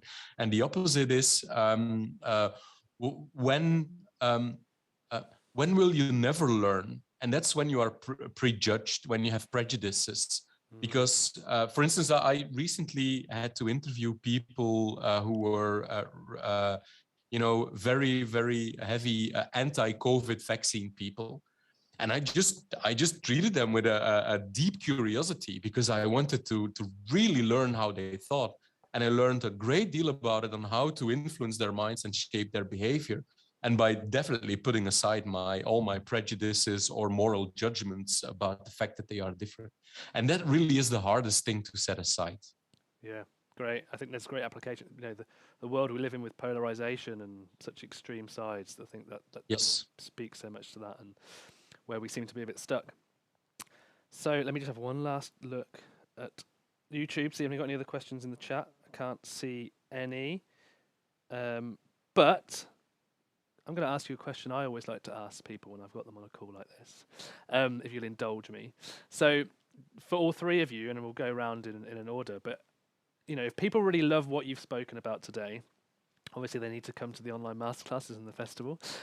But is there anything you would recommend in terms of a book or someone that's really inspired you? So a book to read on the subject of your talks, or a podcast to listen to, or a show to watch, something like that. So let's go to Tom first, if we can. Anything you'd recommend? I would say the book Alchemy by Rory Sutherland. Very funny written, eloquently written. Somehow he perfectly he's perfectly capable of bringing the magic of behavioral economics and behavioral psychology to the surface, and how you can apply it to design better products, create better marketing, and create better services. It's a tribute to all these little trivial ideas that seem trivial at first, but turn out to have an incredible impact on behavioral change. Fantastic. Alchemy by Rory Sutherland. Thank you, Tom. Liz, let's go to you next. Gosh, that's tough. Yeah. I read so much. And I think what I would say is, I'll tell you what I read, but I think it's important for you to find what resonates with you. So I would say that, like, the book that really helped me to understand that I wanted to be an entrepreneur was Estee Lauder's autobiography when I was in high school. Amazing. And it sounds strange, but it was really, really, really important for me to kind of read that, because there's a woman and so on and so forth. But I think that I would say that. I think I'd also say that a book that I really appreciate is Never Eat Alone by Keith Ferrazzi, which really speaks about, like, relationships. It speaks about how I'm all about understanding that in order for you to be able to achieve your goals, you have to understand how to develop mutually beneficial relationships with people. And so that's something that's a really, really important part of everything that I do. And it's really what's helped me to do everything I've accomplished. And he does a great job of speaking about that. So Never Eat Alone by Keith Ferrazzi. That's a book that I really love a lot. It's right behind me, actually. Fantastic. Thank you, Liz. Now over to you, Iain. Same question. Yeah, same question, but I'm going to reshape it and rephrase it and not answer it directly. That's fine. Yeah. Well, we're in a creative session, so we've got to open up. I'm actually very reticent about recommending books, and I'm sure we all are, because that's one version of the truth, whereas you have your version of the truth. Great. You know who you are. So for me, I always look to say to people, put a filter on first. So the filter for today was what's important. Well, there's a power of creative thinking, but you need to bridge that to the reality of today. So it's hard work in between. There's relationships. Have a lens. So it's almost like a pair of glasses. Look for the moments of deflection when the idea became a reality, or when a relationship really was influential, and go read autobiographies of individuals that maybe give you a sense of inspiration. It doesn't need to be the high profile individuals. So I dip into autobiographies to look for those moments. And then I guess it is full circle to come together. So it's a great opportunity in September for anyone that's watching online, because it's not the presentations or the PowerPoints, it's the interaction, it's the human, it's the conversations, it's stuff we may talk about over coffee or lunch or in the bar. I've had more inspirations in a bar actually on occasion than some presentations. Because again, I'm very reticent. This is us talking about our stories, but actually what's important is your story, where you are, what you can do. So put your glasses on, dig about autobiographies, look for relationships, look for moments of deflection, and then put them into your situation and then talk about them. Because I think as you put it into your subconscious, bring it out, talk about it, express it, and express it in the ways we've talked about today, not with people that judge you, because get rid of them. Don't hang about with them. Keep away from them. Come to like-minded, because like-minded will breed and help you build that kind of confidence that you can go then take the next steps on your journey with your story. Fantastic. Love it, Iain. Thanks so much. I mean, great answers from all three of you.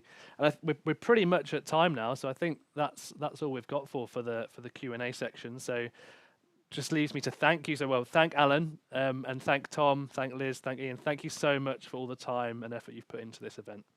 Can I say one thing? Of course. Thank you, James. Thanks, Liz. Well done, James. Appreciate it. And you know, most importantly, thanks to everybody who's joined us today. We've had huge numbers throughout the day watching YouTube. We've been going for 3 hours now, so I'm about ready to go and have a lie down. Maybe go to a bath for some inspiration, as Iain has suggested, I think, subconsciously. But yeah, just to say, I hope you've all taken away a huge amount. I hope your head is buzzing with ideas too. You know, the aim of today's session, today's event, was to give you multiple light bulb moments of your own. So hopefully we've achieved that aim. And the other aim was to tell you more about what we're doing at Revolutionise, why we're doing it, why you should come and get involved, and also our full program of events for 2022. So hopefully we've achieved that aim too. And just a very quick reminder, we've got those 4 online masterclasses running this summer that you can go and book on our website right now. And the Festival of Great Creative Thinking that we're building towards, the in-person event, 3-day event in a castle in Scotland this September. There's a dedicated page for the Festival of Great Creative Thinking on the website. And I've mentioned a couple of times a very special offer just for people on the call now. And that offer is, if you use the coupon code LAUNCH20, so launch number 2, number 0, when buying a 3-day pass to the Festival of Great Creative Thinking, you'll get a full 20% off. And that's valid from now until the end of April, so only for a month, and it's actually 20% off the early bird price. So, you know, there won't be any better offers than this. So, if you're really interested, you want to come, you've been inspired to join us at the Festival of Great Creative Thinking in September, now is the time to do it, and use the code LAUNCH20 for 20% off. That's everything. I hope you've enjoyed spending this time with us today. Thank you so much again. Thank you to the speakers. Thanks to everybody watching. And it's so great to have so many of you with us at the start of the journey of Revolutionise. I'm really excited about it. There's so much coming up. And we hope to see you very soon at the online masterclasses. And we hope to see you in person in Scotland in September. That's the ultimate aim. But for now, though, I've been James Tennet, Managing Director here at Revolutionise. Thanks so much for watching, and I hope to see you all very soon. Bye-bye.